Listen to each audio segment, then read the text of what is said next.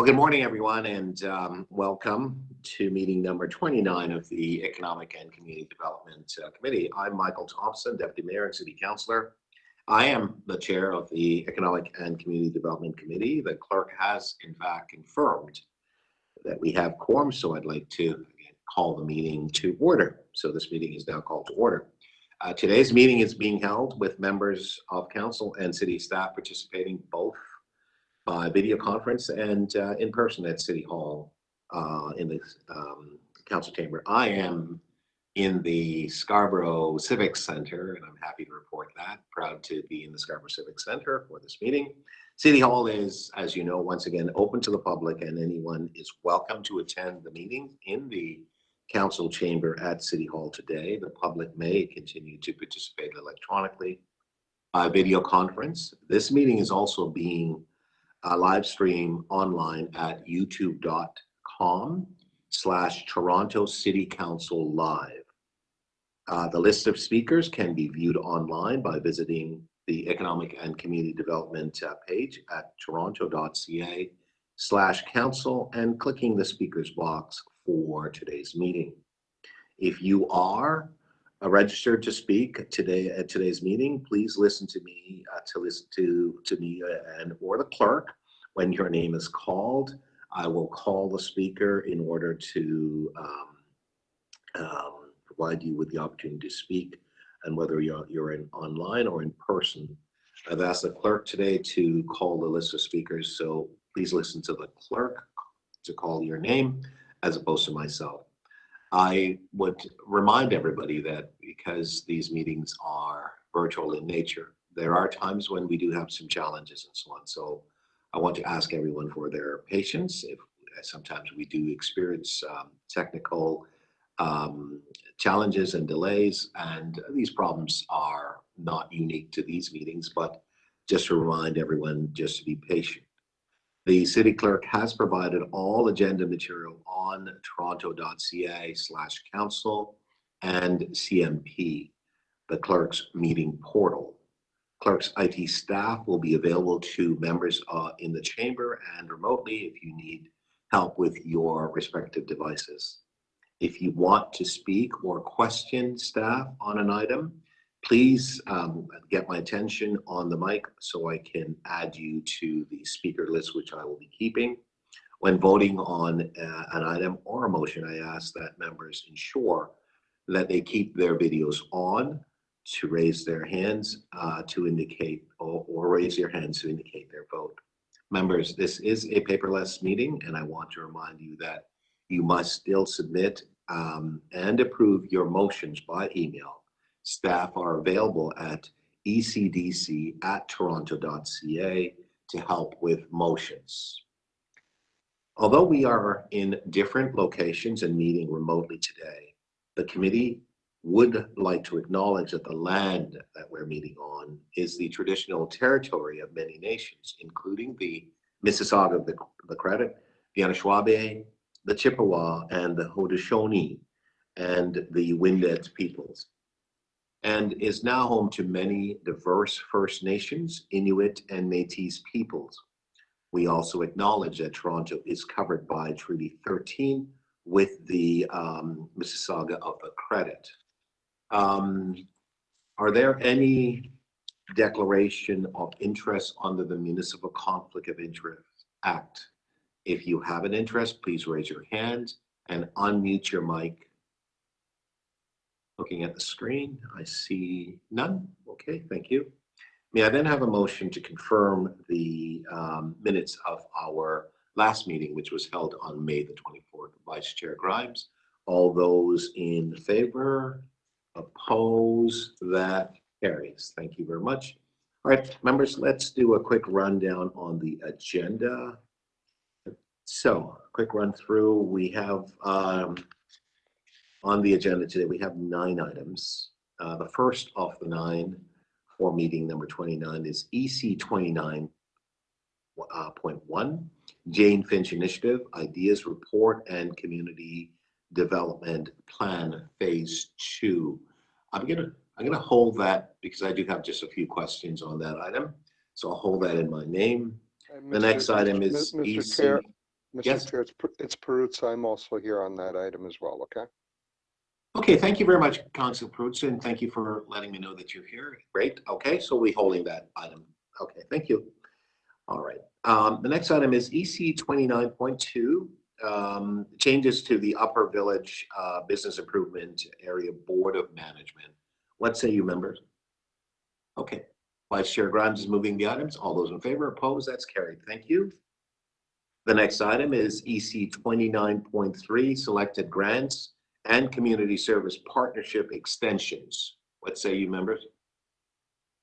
All right, Vice Chair Grimes has moved the items. All those in favor, opposed? That's carried. The next item is EC 29.4, renewing participation in the community data program. What say you, members? Vice Chair, no, I will go. I think I saw Councilor Ford's hand first. Councilor Ford's moving the item. All those in favor, opposed? That's carried. Thank you. The next item is EC 29.5, Toronto Action Plan to Confront Anti-Black Racism. This is the year 3 update. There is a presentation, so I will hold that item. And moving right along to EC 29.6, feasibility of establishing a food security relief fund. What say you, members? All right, Councillor Lai is moving the item. All those in favor, opposed? That's carried. Thank you very much, Councillor Lai. All right, the next item is EC 29.7, feasibility of restrictions on the retail sales and public use of consumer fireworks and responses to outstanding directives. We have speakers on that item, so we'll be holding that item. All right, the next item is EC 29.8, commercial property ownership mechanism in Little Jamaica. What say you, members? All right, that's being moved by Vice Chair Grimes. All those in favor, opposed? That's carried. Thank you very much. The next item is EC 29.9, letter with recommendation from the Film, Television, and Digital Media Advisory Board meeting, which was held on April the 4th. What say you, members? All right, Councillor Lai is moving the item. All those in favor, opposed? That's carried. Thank you. All right, members, just before we get back to the agenda and the items that have been held, I would like to propose a motion, and that is to close the speakers list at 10 a.m. So I have a motion with respect to that intention. All right, so the motion reads as follows. It's from myself that speakers who have not pre-registered be allowed to register to speak until 10 a.m. April 28, 2022, after which no further registration is allowed, and that the speakers list will be closed at 10 a.m. All those in favor? Can't see the screens yet. Opposed? That's carried. And good morning and welcome, Councillor Carroll. Good to see you. Thanks. Sorry I'm late. Oh, no worries. Thank you very much. Okay, members, we're going to go back to the beginning of the agenda items. We have EC 29.1, and we have a visiting member of council who is with us.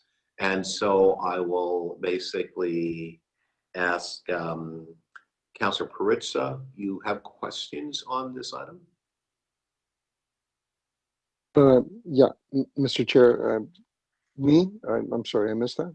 Yes, it's you. Okay, perfect. Thanks.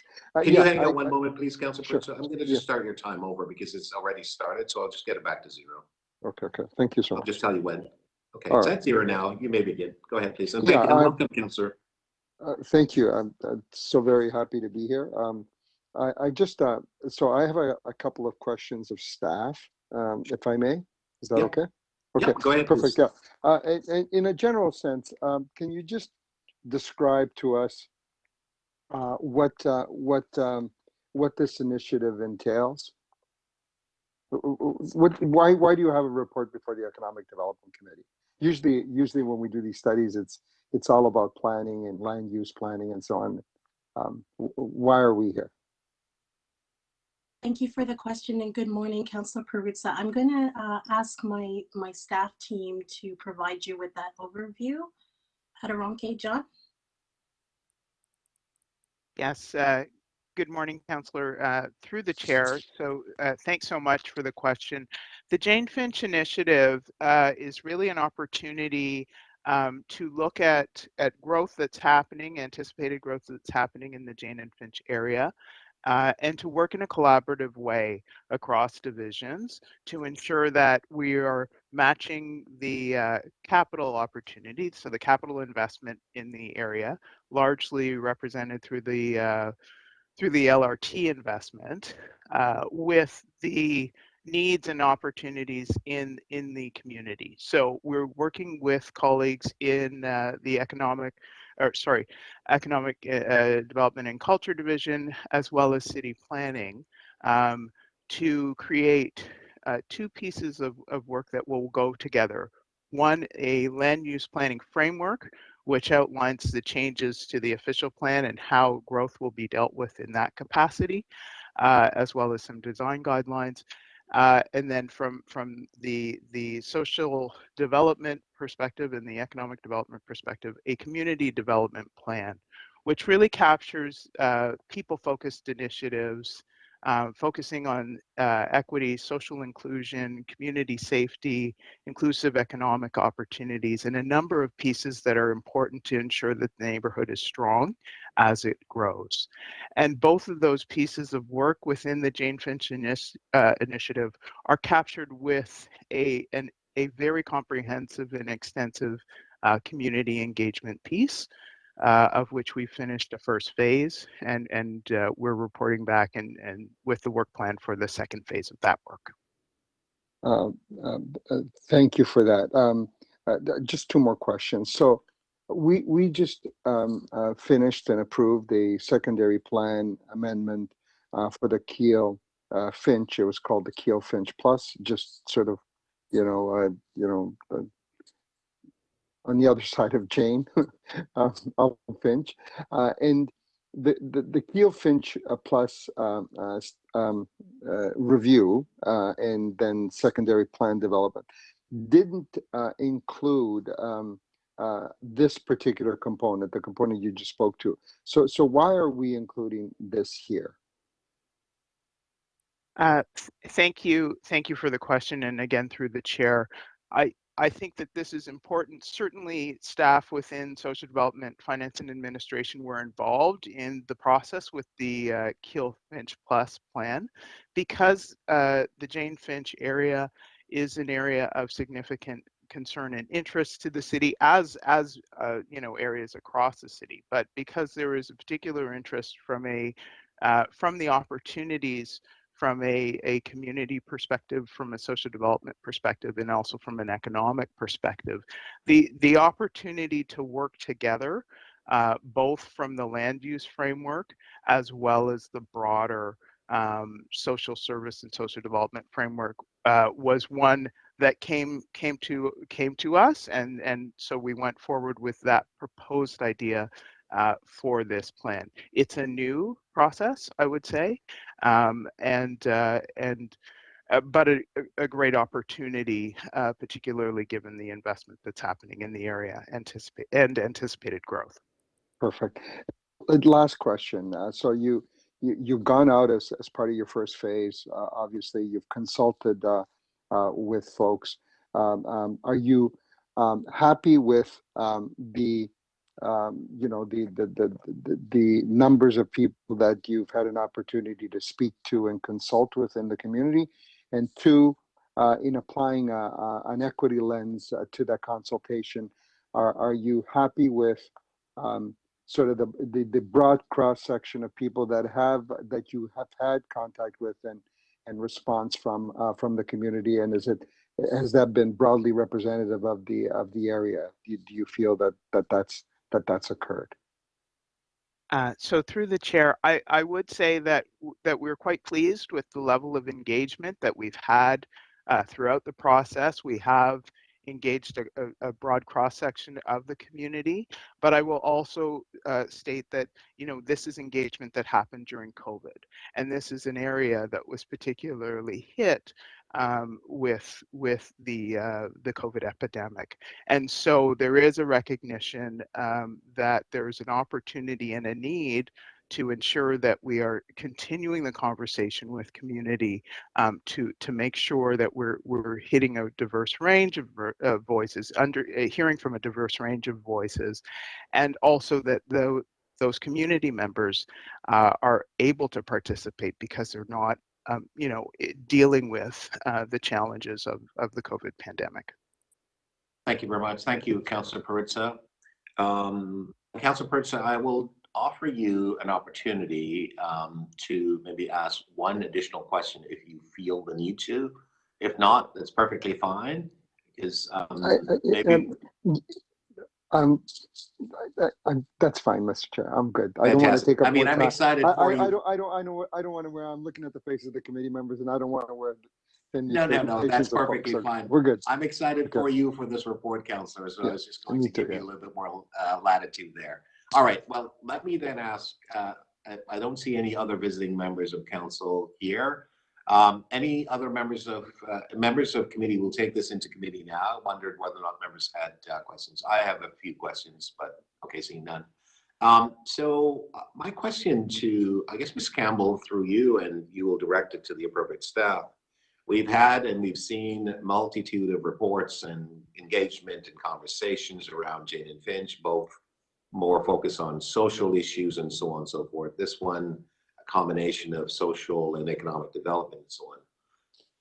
What will be unique about this in terms of results and outcome that have not been done before in terms of achievement? And how will the reports that we have been aware of be incorporated into this plan? And I know as part of the background, the attachment, the Jane and Finch Initiative Ideas Report that you're going to rely on, how will that be different or unique, and what will be, what should we be expecting from you and the team? Thank you for the question, Deputy Mayor Thompson. The one thing I'll say in opening, and then I'll turn it to Aderonke and John, is that we have been learning from doing developing social development plans in other neighborhoods over the years. I think we've been learning about not only how to partner better with community for these plans, but also how to ensure that they have impact and that they are actually advancing the types of things that residents say are the most important to them. So we're absolutely focused on being action oriented. And I would say the other thing is the opportunity for economic development, social development, and planning to do this as a integral piece, as opposed to this being a nice to do side piece of the process, is another way that we've been working together to ensure that this is central to the process. But I see John nodding, so I think he's got more to add. Thanks, Denise. And through the chair, I just want to add that through this process, and as Denise has said, we're learning from our other community planning processes. We're also aligning this plan with existing equity strategies that have come forward, especially in the last few years. In particular, learning through the Confronting Anti-Black Racism lens, and looking at Black food sovereignty, looking at learning in place, and ensuring that not just recommendations, but the implementation processes that are recommended and the resources that will be recommended at the completion of a community development plan are long lasting. And I would say we've heard from residents in Jane and Finch that want to ensure that there's ongoing evaluation, and they're a part of that evaluation, because the civic participation is really important for the diversity, the wisdom of the residents of Jane and Finch. Thank you. Thank you very much for that. And I see, John, you mentioned the CARB, but I didn't read anything here with respect to them being part of that report as such. And so you mentioned about looking and using the lens how will you, Ms. Campbell, utilize the Confronting Anti-Black Racism Unit as part of the work to be done? Can you maybe just be a little bit more specific? And then just a second part to that, so that you can maybe just respond. I'm wondering why you're talking about, bringing back a report and then basically looking at the budget process in 2024. Is it possible to do it, to accelerate that, to be able to do it sooner? And or will you put in place the building blocks and then needing the budget to then wrap those building boxes together? Is that part of what you're going to do? Because I'm just concerned about the timing aspect. Okay, so thank you again, Deputy Mayor. As you know, the Confronting Anti-Black Racism Unit is very much a part of Social Development Finance and Administration, and it is informing both the lens, the priority, and the practice of work that happens across the division. One of the areas of importance in the Confronting Anti-Black Racism work is the Growing in Place initiative, and that is really taking into account a lens of ensuring that particularly Black communities that are in a place of development, that gentrification processes are not happening that displace Black communities from that area of development, and that they're very much a part of what the opportunity is, from employment to home ownership, and all of that. So the process is really about bringing that lens and those priorities into the work at every turn. And that includes maybe planning, doing some things differently. And we certainly have been having those conversations with the chief planner. And he's very much committed to increasing anti-Black racism lens and focus into the planning process. So I would say that that's one. And then secondly, in terms of the budgeting, we certainly want to make sure through this process that we've got those solid priorities identified with community, as John and Adirondacke have noted, and that we're coming forward when we're ready for implementation. If there's opportunity to accelerate that for 2023, or ask that we're required to tee it up or to prep, we certainly will be making those asks. I think community and agencies that we're working with would expect that the city is stepping up to invest where it can, and in the right time when we're ready for action. Fantastic. Thank you very much. All right, speakers. Councillor Perruzza. I thank you very much, Mr. Chair. And Mr. Chair, through my questions, I was trying to exactly what you did, and were able to do much more effectively, is to point out the sort of interesting components of this particular study and this particular review, and the work that's being collectively garnered and brought together to bear on this area. And I want to thank all of the staff involved in this.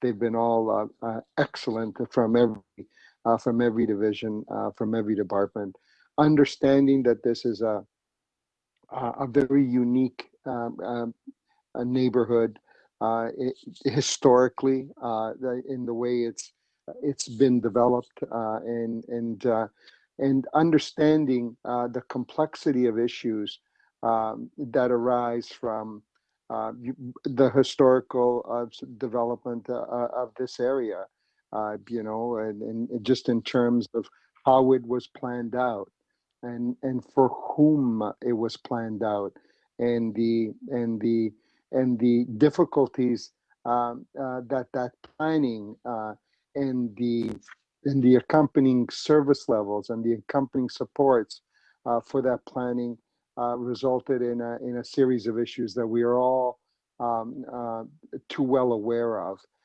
And this is an opportunity now to begin to lay out a roadmap that that supports a neighborhood and guides a neighborhood redevelopment or a neighborhood's growth with with a focus and a lens that that speaks to the different needs and the different components of the community, and to some degree the different worries of the neighborhood. So I appreciate the work that's been done on this so far. I'm looking forward to the ongoing work related to this. Because for as long as I've been around, nothing much has ever happened in this area. There has been, there has never really been any interest and not from a municipal perspective, Mr. Chair, but there's never been any interest from the private sector to bring in new investment and renewal in this area. Now we're seeing quite a bit of interest in that, starting off with the rebuild of the Fir Grove, the Jane Fir Grove, the Grassways development on behalf of Toronto Community Council, and a series of other applications and developments that people are interested in along Jane Street and so on. And we need to be sure that that growth, that renewal that takes place is done in a way that addresses those inequities, that addresses those deficiencies, and that addresses those worries that are so prevalent in the community. And I just really wanted to say and wanted to expand on your excitement for this area, my excitement and my thanks to staff for underscoring the importance of the work that needs to be done in this area. So I want to, on behalf of the entire community, give a shout out to them, and I look forward to their ongoing good work, and hopefully, after this and the not too distant future, we'll be back with a much more comprehensive plan for this area, and one that we can all stand up and cheer at City Council and beyond. Thank you for tolerating me this morning, Mr. Chair.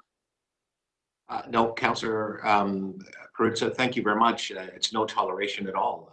You're an equitable member of council, and you articulated. We're recording vote on that, Mr. Chair.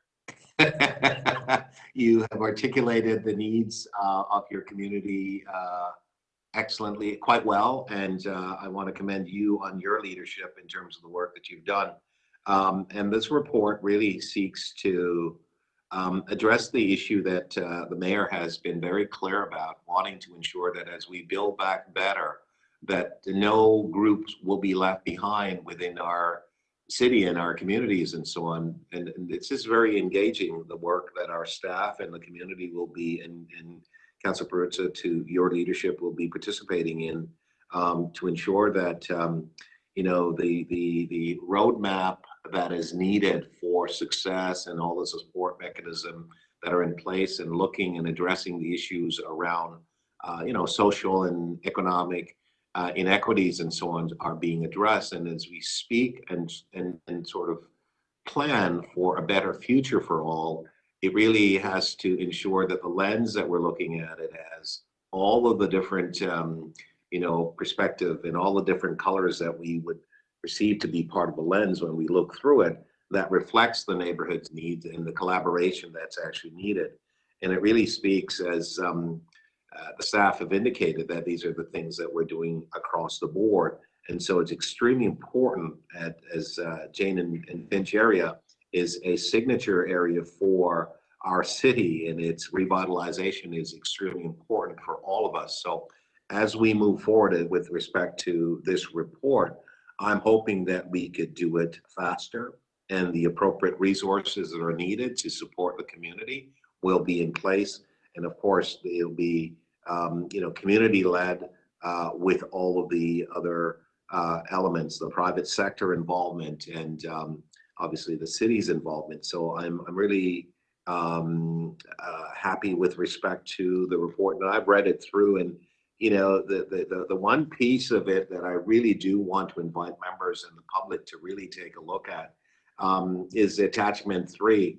It's a really good report that really speaks to what is needed and how it's needed and so on, and how we all engage ourselves in terms of not simply just talking about wanting to help, but actually having a game plan to actually put in place. So as we build back stronger, better, people will feel that they're involved. People will see the actual actions, and their kids will recognize that for them, there is a plan for a better future. And I think that's incumbent on all of us. And certainly Councilor Perruzza, and your leadership there in the community has been, wildly and well acknowledged. And so as you continue to work with respect to the community work with you, we're all in this together. So I'm thankful, and I'd like to move the item and the recommendations that are contained in EC 29.1. Those are my remarks. I'm just looking to see if, okay, Councilor Carroll, all those in favor? Oh, did you wish to speak, or did you move? Okay, move along. No, I just want to vehemently vote. Okay, fair enough. All right, so all those in favor? Opposed? That's carried. Thank you, and thank you, Councilor Perruzza, for attending, and come back again and visit. Thank you all very much. Bye-bye now. Have a good day. Okay. Thank you, too. Members, moving right along, we are now at EC 29.5, which is the Toronto Action Plan to confront anti-Black racism. It's the year 3 update. And so there is a presentation, so I will invite Ms. Campbell and Mr. Morgan, and I'll give it to you, Ms. Campbell, as the head of that amazing group, and then you can decide how we proceed. Okay, so over to you, and thank you very much. Thank you very much, Deputy Mayor. Good morning, and good morning, committee members. I am pleased to provide a brief overview today of the year 3 progress for the Toronto Action Plan to confront anti-Black racism, and our year 4 priorities that are driving the throughout the year. Before I dive in, I'm just waiting, there we go. But before I dive in to Deputy Mayor Thompson's point, I'd like to acknowledge the leadership, dedication, innovation, and commitment of the Confronting Anti-Black Racism Unit, especially Manager Anthony Morgan, who's here with me today. And on this report, specifically the Policy Development Officers, Milana Roberts and Tashini Harrison. But the entire team, the entire unit continues to carry out the vision and commitment made in the action plan, and to embed confronting anti-Black racism analysis and opportunity within the corporation of the city, and to bring our community partners and leaders into the center of the city's efforts so that Black talent can inform and uplift all areas of Toronto. Next slide, please. So as a reminder, the Toronto Action Plan to confront anti-Black racism was unanimously adopted by Council on December 5th, 2017, as a 5-year plan of 22 recommendations and 80 actions across the 5 areas of impact you see before you. These areas were identified through engagement of hundreds of Black Torontonians, Black-led and Black-serving community organizations, stakeholders, and staff at the city. Since its launch, the plan has been a cornerstone equity strategy at the city and serves as a critical tool, resource, and model to guide other municipalities, governments, and industry partners in their actions to tackle the pervasive impacts of anti-Black racism. Today's report is about progress, and I'm happy to say that since the implementation of the plan in 2018, or since the implementation began in 2018, 60% of the plan's recommendations and actions have been implemented, with over $25.8 million cumulatively invested by the city to dismantle barriers and increase access to opportunities with and for Black communities. Next slide, please. The year 3 work began early in the COVID-19 pandemic, June 2020, and continued until December 2021. Throughout year 3, the impact of COVID-19 has disproportionately weighed on Black communities. And public health data shows that Black communities represented 79% of hospitalizations and were the hardest hit in the first wave of the pandemic, peaking at 33% of total monthly case rates in August 2020. The effects of the pandemic extend far beyond health outcomes, as you can see by the slide, and have impacted vital social, economic, and well-being indicators for Black children, youth, seniors, and families. Impacts can be seen across housing, employment, health, and education outcomes. Next slide, please.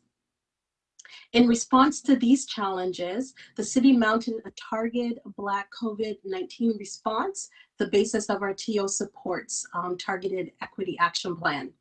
We established the groundbreaking Black Scientist Task Force to engage Black communities in dialogue around vaccine hesitancy and how to keep Black families and essential workers safe. Their report of key recommendations delivered to the Board of Health in June 2021 has informed city policy and advocacy efforts, and the task force has become a celebrated best practice for non-judgmental, data-driven education empowerment and support work. The task force made decisive impact on vaccine uptake rates for Black Torontonians. The successfully culturally responsive approach by the task force was aided by a hyper-local approach with the Black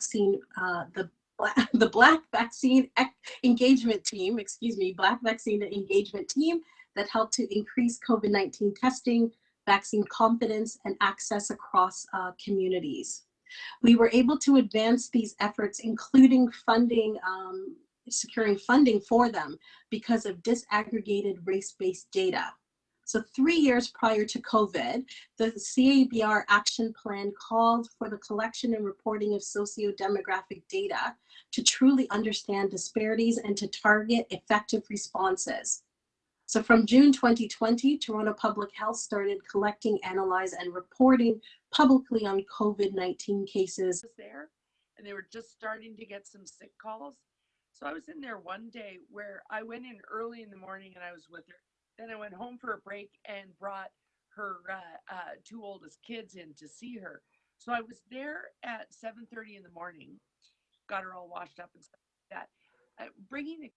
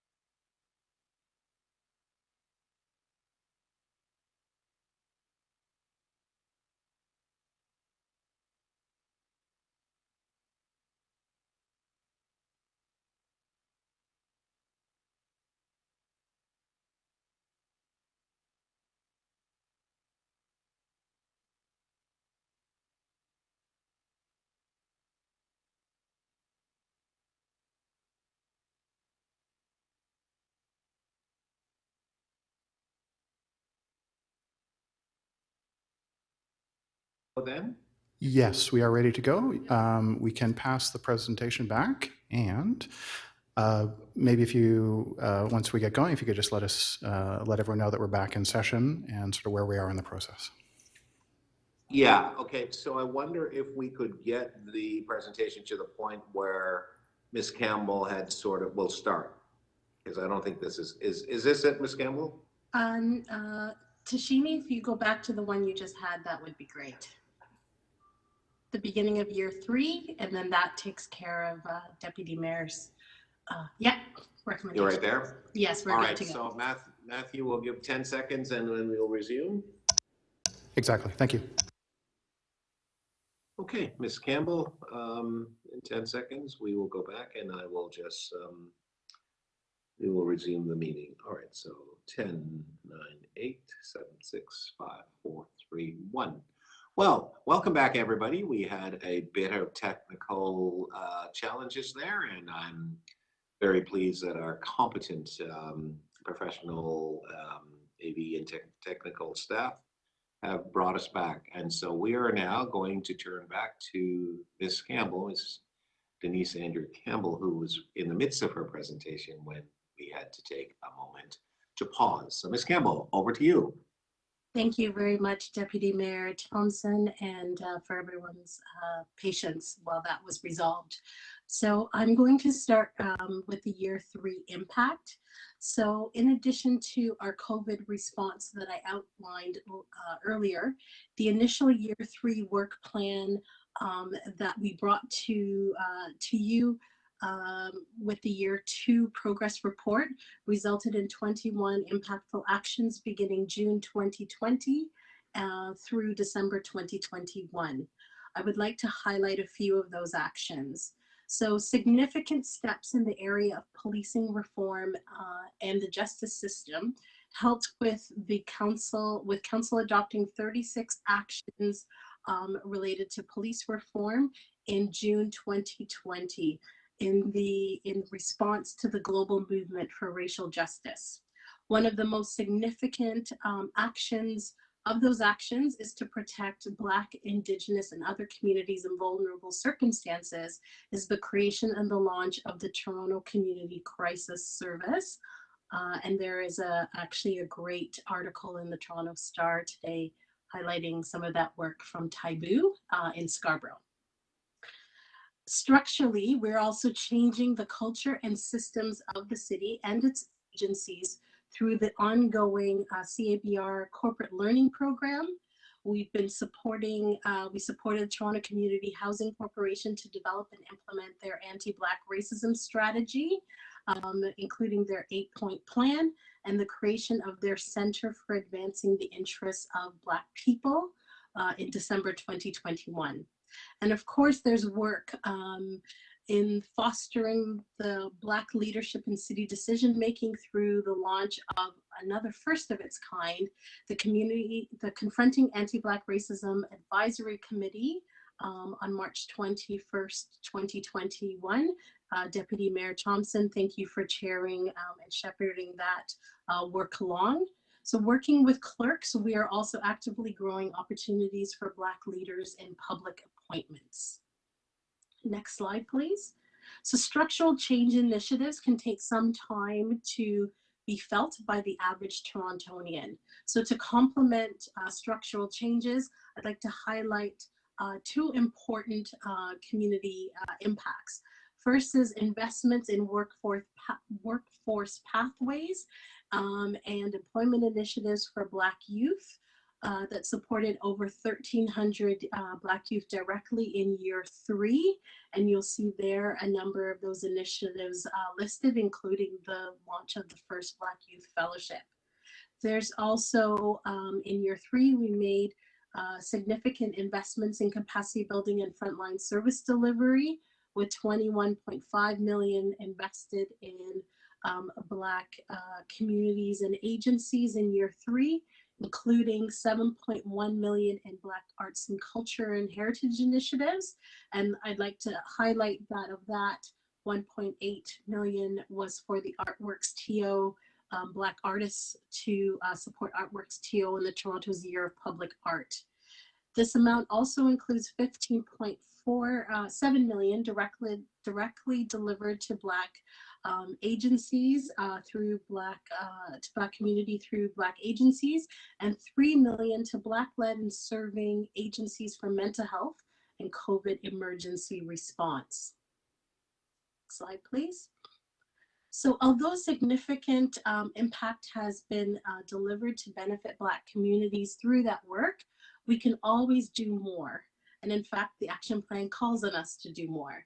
So as we have advanced this work, Black city staff, agency partners, and Black communities have identified strategic issues and emerging challenges, many of which have been enhanced by the pandemic. Addressing the 4 issues put in front of you are part of critical work to deepen the impact and deliver bold action for Black residents and all Torontonians. These challenges are informing the work that we're doing throughout year 4, the planning for year 5, and the next iteration of the Toronto Action Plan to confront anti-Black racism. Next slide, please. The work that I'm highlighting today is made possible, credible, and impactful because of a strong and ongoing partnership and collaboration between the city and residents and agencies within Toronto's diverse African, Caribbean, and Black communities. The Partnership and Accountability Circle, or the PAC for short, is critical to our ongoing collaboration for change. The PAC is made up of 21 diverse Torontonians, including 4 elders, 4 youth, and 4 key stakeholders, representing community agencies serving Black communities. This group provides invaluable guidance to the Confronting Anti-Black Racism unit and our division, and to inform the implementation of the action plan. And in their role, they continue to affirm and to challenge our system to ensure that city actions and systems are the most impactful.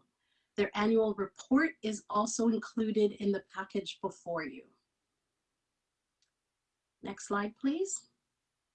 So looking forward, year 4 runs from January 2022 to December 2022, and will engage 15 city divisions, agencies, and commissions to advance key priority areas of work in the year 4 work plan. In the interest of time, let me simply say that you will be familiar with some of this work, those 5 initiatives in front of you, because we have taken steps to seek council approval and council investment so that we can begin this implementation year in active mode. And that work is to advance the Black food sovereignty plan, which is critical coming out of COVID-19 pandemic. Efforts to right funding inequity through the Black funding, Black mandated funding framework, working with city partners, including the Housing Secretariat, to create a Black housing set aside, take our learnings from COVID's impact on Black communities to create a Black health service coordination strategy, and to continue our place-based work like those we just highlighted in the Jane and Finch Community Development Plan process by advancing work in Little Jamaica in collaboration with economic development and other community partners. Next slide, please. So in closing, I'd like to restate a clear principle that is at the center of the Toronto Action Plan to confront anti-Black racism, and that is that of targeted universalism. As we advance this work, we're getting both affirmation from communities and allies about the importance of this work, but I also understand that there are questions about why the focus on Black communities. Council approved the action plan based on data and evidence that pointed to the historically rooted, entrenched pattern of colonial anti-Black racism that today leaves Black communities with some of the highest rates of underemployment, poverty, criminalization, poor health, and dropout and pushout dynamics in education. These are the core conditions that are affecting some of the life chances of Black Torontonians. And as we work to improve these core conditions, the systemic changes that we are creating through confronting anti-Black racism at city and with our other institutional and community partners can actually deliver universal impacts that benefit other communities. By targeting approaches that focus on those that are most deeply impacted and marginalized, we're able to remove barriers for the lowest common denominator to create more inclusive policies, initiatives, and supports for all groups. These benefits are particularly felt by other equity deserving populations who typically face disproportionate barriers. So our continued investment in advancing the Toronto Action Plan to confront anti-Black racism benefits all of us. Thank you. Thank you very much, Ms. Campbell. Ms. Campbell, for your excellent presentation. We have 6 speakers, I believe, on this item, and I'd like to ask the clerk to call the names. But just before I do that, Mr. Clerk, I just want to say for the speakers, you will have 5 minutes to speak. There is a clock. I'm presuming that if you are watching, you can see the clock, and if you are on the phone, please let me know, and I can give you the 30 when you're at the 30-second mark. So at 4 minutes and 30 seconds, I can let you know that you've got 30 seconds left to speak. After you have spoken, you may have questions from members of committee, or you may not. And so just want to remind everyone again, you have 5 minutes to speak. There may be questions off you from members of the committee and non-members should they be in attendance. I don't see any at the moment. All right, Mr. Clerk, may I ask you to call the first speaker, please? Thank you. Mr. Chair, the first speaker is Anand Laloli from the Black Food Sovereignty Initiative, Toronto.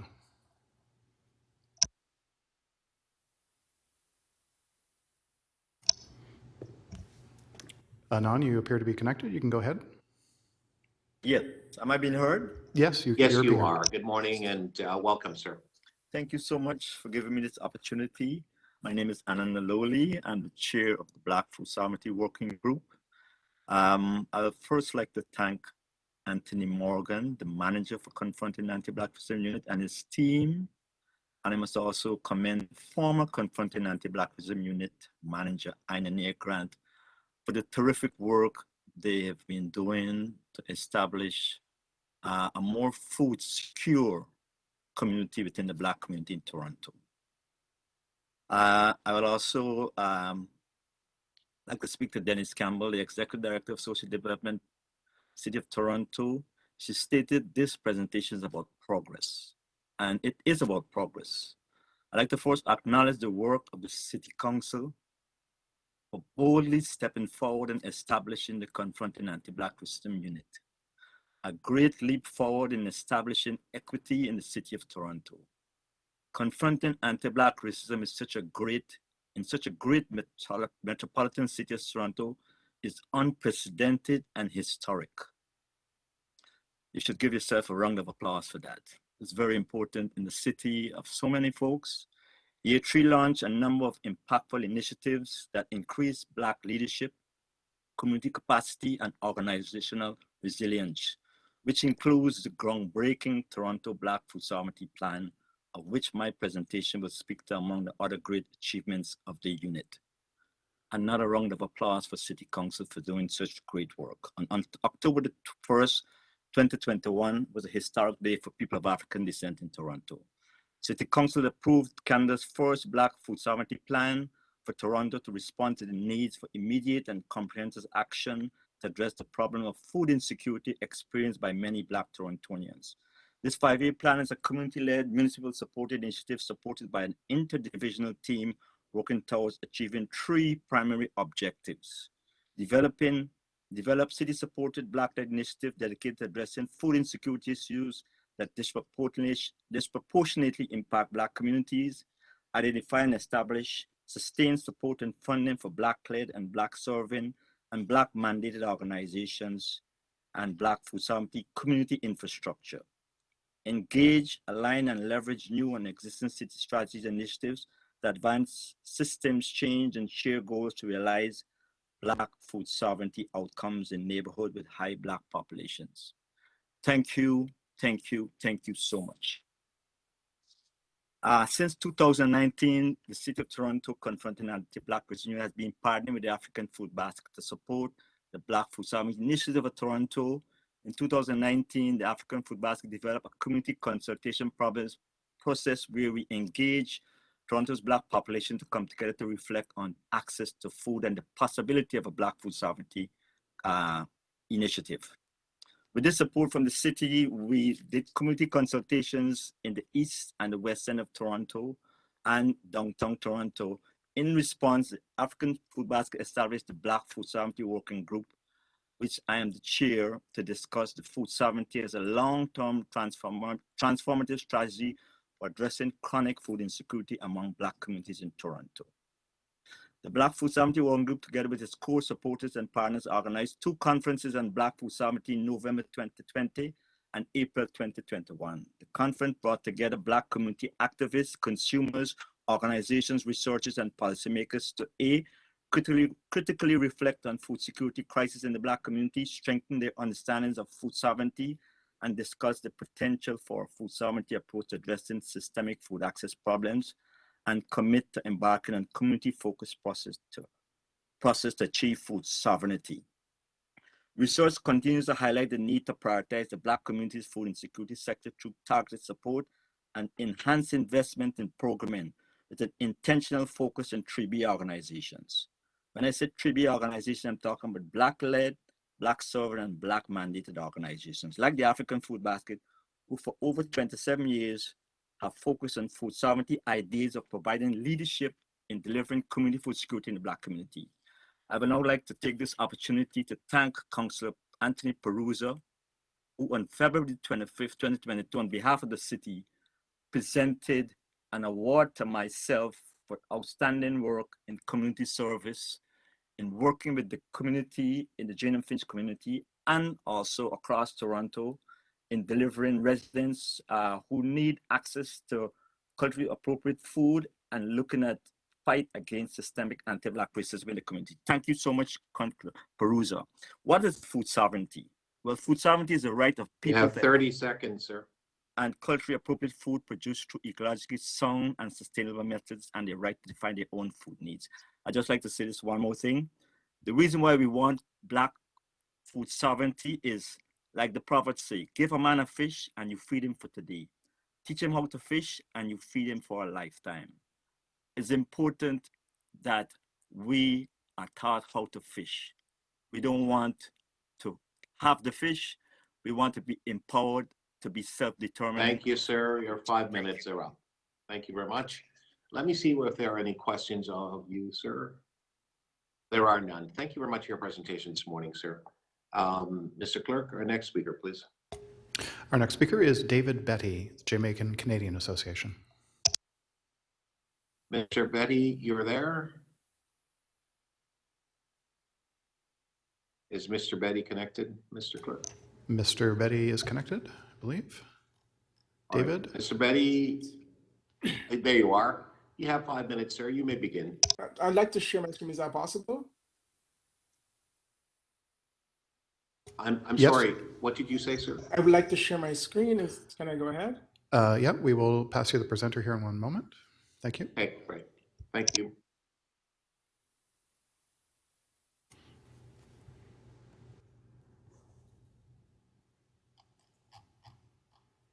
Okay, Mr. Betty, you should have you should be able to share your screen at this time. Okay.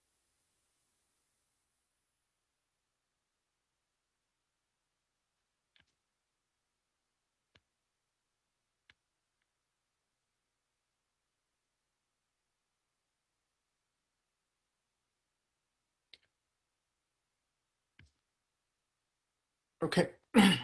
Well, good morning, everyone. Thank you, Deputy Mayor. Good morning to the members of the... Mr. Betty, Yes. I can't see a screen that you're hoping to share. I'm not sure whether or not you are sharing it because I can't see it. I don't know if anybody else can. Mr. Clerk, are you able to see Mr. Betty's screen? Not yet, Mr. Betty. If you can, there's a function at the bottom to share your screen. There, but I'll try again one more time. Yeah, sure. Go ahead, Mr. Betty.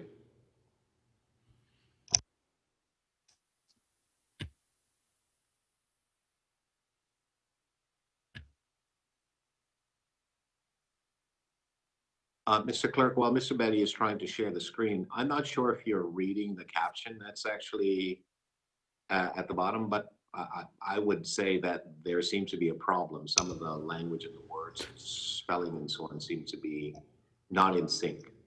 Understandable. I believe it's an auto-generated captioning. Mr. Betty's name is Buddy. I see. I believe it is it's auto-generated captioning, so I think it's just trying to capture voice to speech. But we can see Mr. Betty now. Hopefully he's able to. Okay, are we ready, Mr. Betty? If not, I'll go without it. If I'll try one more. Okay, thank you, sir. Go ahead, please. Okay. Okay. So again, thank you, Deputy Mayor Thompson. Good morning to the members of the Economic and Community Development Committee. My name is David Betty, and I'm the current treasurer of the Jamaican Canadian Association. The Jamaican Canadian Association was founded in 1962 by a group of Jamaicans that lived in Toronto. The impetus of the creation of the association was the emergence of Jamaica from the colonialism to becoming an independent nation in August 1962. Since 1962, many organizations have started and built upon the foundation created by the JCA. We continue to be recognized as an important social and cultural institution in Toronto and the Greater Toronto area. Our mission is to deliver programs and services to the community we serve, provide a physical hub, and to advocate for the improvement of the well-being and equity of Jamaican, Caribbean, and African Canadian communities within the GTA.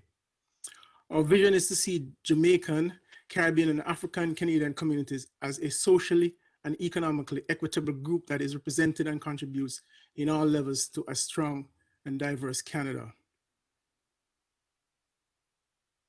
The JCA and its partners fully recognize that there are high levels of vaccine hesitancy amongst the members of the Black community.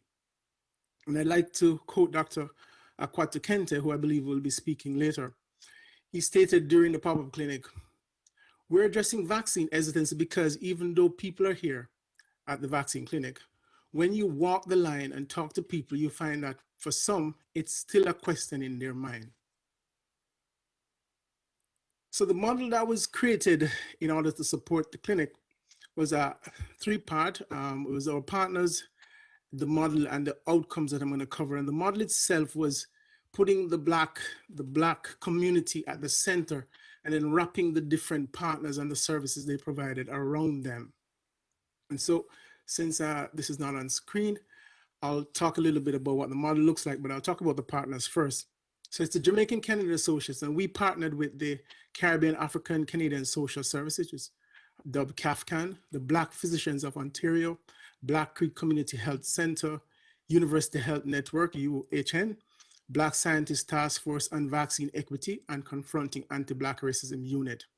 Together, we design and host a number of culturally relevant information sessions and vaccine clinics, the objective being to provide a safe and supportive space for Black residents.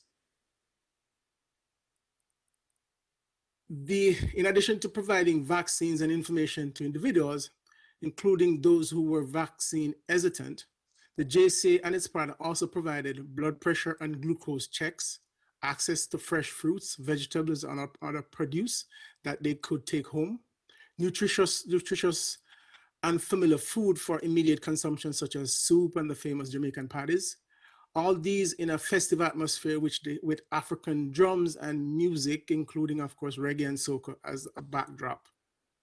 A little bit about the model, as I said, it has the Black individual and family in the center, and then the task force and equity vaccine, the Black Creek community, all the other partners, as I said, wrapping the service around them. The outcome. We had 8 clinics between May 2021 and January 2022, 6,000 plus individuals, 75% of which were from the African, Black, or Caribbean communities. Expanded to offer, as I said, blood pressure and glucose testing and nutritious food, provided medical students experiencing community health, volunteers, community working together to increase vaccine uptake. The event garnered extensive media coverage, which created awareness about the clinic among Black residents as well. I'd just like to say thank you for considering these remarks in support of the creation of a community-led, city-supported, as a means of addressing anti-Black racism across the city. And I'll read the last slide here, since you're not seeing them. The Toronto Action Plan to confront anti-Black racism enabled Black organizations to co-create and deliver a culturally appropriate response to COVID-19 and vaccine hesitancy. It laid the foundation for broader strategies to address health and social inequities that must be co-designed and implemented with the community. Thank you very much.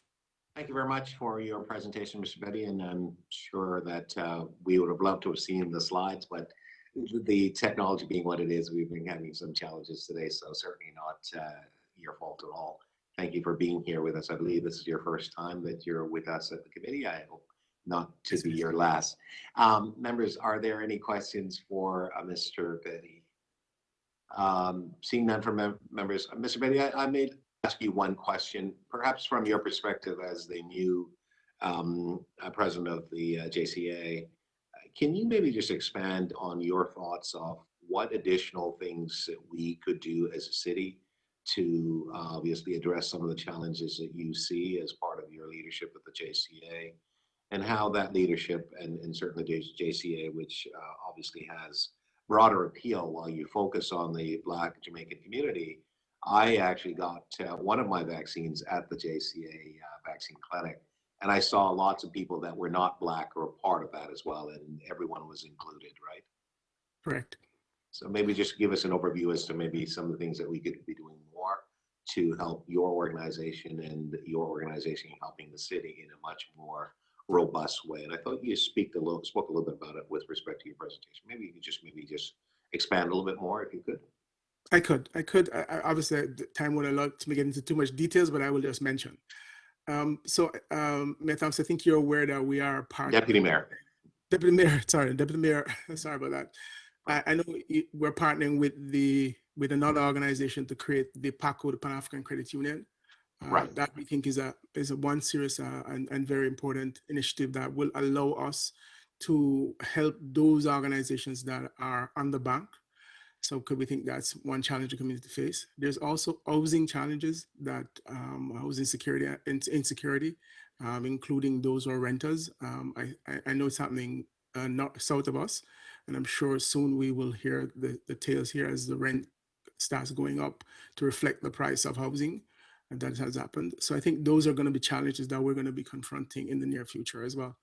I'll just mention those two. And how the city, I think, can help, of course, is one, recognize that these challenges are afoot, and to see how we can be proactive in terms of planning to address those challenges before they are at our doorsteps. Fantastic. Thank you so much for your input, and thank you for being with us today. And we look forward to seeing you in the future on other matters in front of the committee. All right. Thank you very much. You're welcome. Mr. Clerk, our next speaker, please. Our next speaker is Titania Ferguson, the Black Queer Youth Collective. Titania? Ms. Ferguson, are you there with us?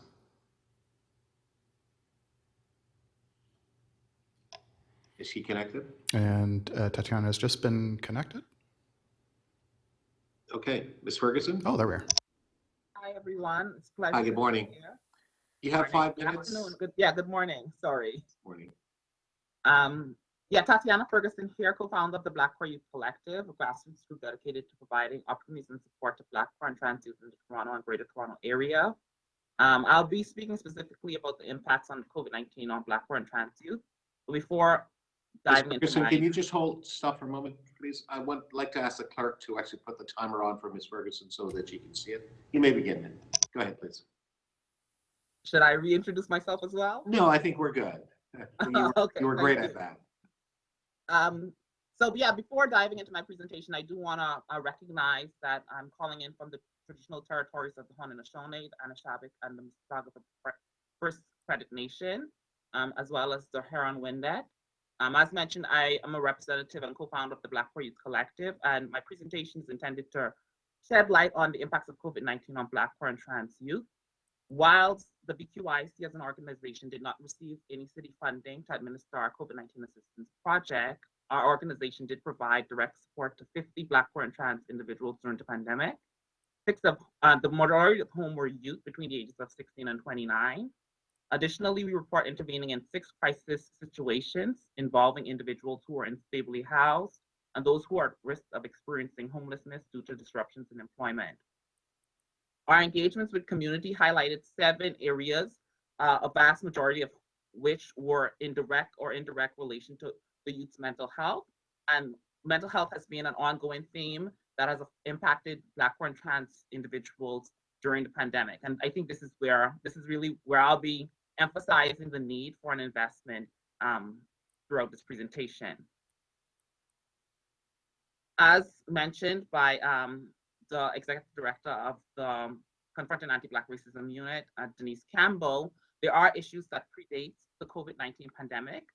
Among those are LGBT youth homelessness and unemployment. However, we being the BQYC, continue to hear about unmet health and mental health needs among our target demographic, which is Black, queer, and trans individuals. Furthermore, we acknowledge that anti-Black racism, transphobia, homophobia, biphobia, and exclusion are directly linked to poor health outcomes for this demographic. And youth have expressed a need and desire to stabilize their mental health over other pressing issues like employment and education. As noted in the action plan to confront anti-Black racism, item 4.2 describes working collaboratively with Black communities and the province to leverage Black cultural knowledge to lead and provide more mental health services across the city for Torontonians of African descent, including clinics, on-call counselors, harm reduction programs, and supports for post-traumatic stress disorder. There was a significant investment in mental health. As mentioned, I think about a sum of $3 million was invested in mental health and the COVID-19 response. However, this is an area where we would like to see more work, as depressive symptoms often results in low self-esteem, lack of engagement and motivation, hopelessness, and ultimately lead to a dissatisfaction with life. While many of our programs and initiatives have proved to be effective in supporting youth through difficult times, we know that there are many youth who have yet to engage in our work and individuals who are outside of our target audience, seeing that we work specifically with Black, queer, and trans individuals, the vast majority of whom are youth. Additionally, with the disruptions caused by the pandemic, we had to rethink how we do this work, and I would encourage the city to also rethink how you are doing your work and administering resources to support organizations involved in this work. Very recently, in terms of the Black Mental Health Week, we launched a Photo Voice project, which proved to be an effective way of engaging youth in affirming way to understand what their mental health needs are and how they support their mental health. We hope that the themes that were identified in that project can be used to potentially develop interventions that support Black youth going through hard times. Not everyone is ready for work, and if a person is not ready for work, that's obviously going to impact their performance. So we want to ensure that youth's mental health and their well-being are taken care of before investing so heavily in other initiatives in relation to employment and education. The interventions that we are proposing will not address some of the larger systemic issues. However, we hope that you can have improved self-esteem to give them the confidence to more actively engage in public life. And with that said, I'd like to thank the committee for sharing these remarks today. I'd like to thank the Confronting Anti-Black Racism Unit for their commitments to our organization and their investments in our Black Mental Health Week projects, as well as our Pride initiatives. And I'd like to thank the city for continuing to pioneer diversity, equity, and inclusion for all Torontonians. With that said, thank you all, and I welcome questions that we may have. Thank you very much, Ms. Ferguson, for your presentation. Let me check to see if there are any questions for you. I see none. Thank you. Look forward to having you back in committee at some point on other matters. All right, Mr. Clerk, next speaker, please. Our next speaker is Dave McNee, Partnership and Accountability Circle. believe David McNee is online, and I see him connected now. All right. Good morning, Mr. McNee. You have 5 minutes. Go ahead, please, sir. How you doing there? Fantastic. You? Not too bad. I'm here on behalf of the Partnership and Accountability Circle. The report that Denise has mentioned is in the counselor's presentation. So a couple of things. Wanted to discuss who we are and what we do. So the Partnership and Accountability Circle is made up of, so actually, before I jump ahead, my name is Dave McNee. I'm the principal here at Buchanan Academy High School and managing director of QSLA, a nonprofit organization aimed to educate youth in STEM via sports. And I'm here on behalf of the Partnership and Accountability Circle, which is referred to as a PAC, 12 members made up of elderly, youth representatives, and stakeholders like myself, who are here to help push and guide the full implementation of the action plan to confront anti-Black racism. Now, if you guys look at the your appendix, you should see our report that we put together for the action plan and its recommendations, mainly in the 4 areas. As you can see, continuing to create culture and change in the city, community capacity building, community safe well-being and alternatives to policing, and the Black community resilience. Now, this was updated, and as since we have been providing recommendations to improve on these 4 areas. But something I actually wanted to go over, and something that is more, to my heart, and it is the sense of home ownership and financial stability. So before I go into that, am I timed here? I just wanted to check to see if I have my time. Yes, you are almost at 2 minutes, sir. So you'll have perfect. 3 minutes and 4 seconds left. Okay, perfect. So I joined the Partnership and Accountability Circle to further service our community and the city that we live in.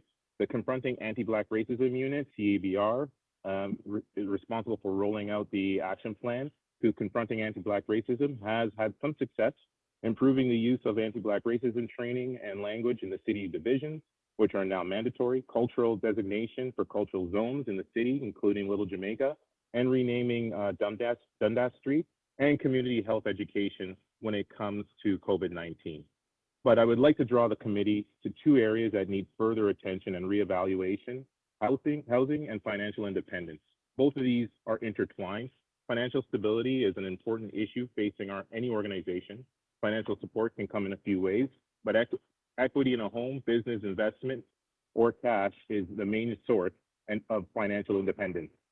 Amongst the Black population, only 7% of Black Torontonians bring over $50,000 annually, the lowest compared to other racialized groups, while home ownership of Black Torontonians is at 29%, the far cry of 71% of Black renters. Coupled with the rising costs that Dave mentioned before, the cost of homes is becoming an idea that is almost impossible at this point. Business support can come from equity in someone's home or a direct loan from the bank. But with both options out of reach for Black Torontonians, it makes it more difficult for Black business owners to become self-sufficient and able to support their families, or thinking of supporting a family, especially one with a legacy of wealth that isn't possible. The idea of investments beyond a pension is becoming difficult to secure, as every dollar is vital for everyone living and the same goes for cash in the bank. It is difficult to save when prices are on an all-time high and inflation levels not seen in the last 40 years. Now, taking in that we're 2 years plus into this life-altering pandemic, the Black community coming out of this is no better shape than it was entering in. Or I should say, the Black community coming out of this is in better shape is not realistic at this time. As an educator, I've seen firsthand how mental health of youth is mounting in the way that their goals for future may not be enough to carry the load of the pandemic off their shoulders, and possibly 30 seconds. Gotcha. And making them a lost generation, a generation that comes out of this pandemic burdened with a high cost of living, stagnant wages, and low remuneration careers will barely make ends meet. So here, final, the PAC is looking for this community committee to bringing financial stability and home ownership for a realistic endeavor for current and future residents in Toronto. Thank you. Thank you very much for your presentation, sir. I'm just looking at the screen for members' hands to see if there's any questions. Okay, I see no questions from members. Let me just ask you, the two specific areas you talk about, housing and financial stability and so on, and you're right. I mean, it's striking and it is very important.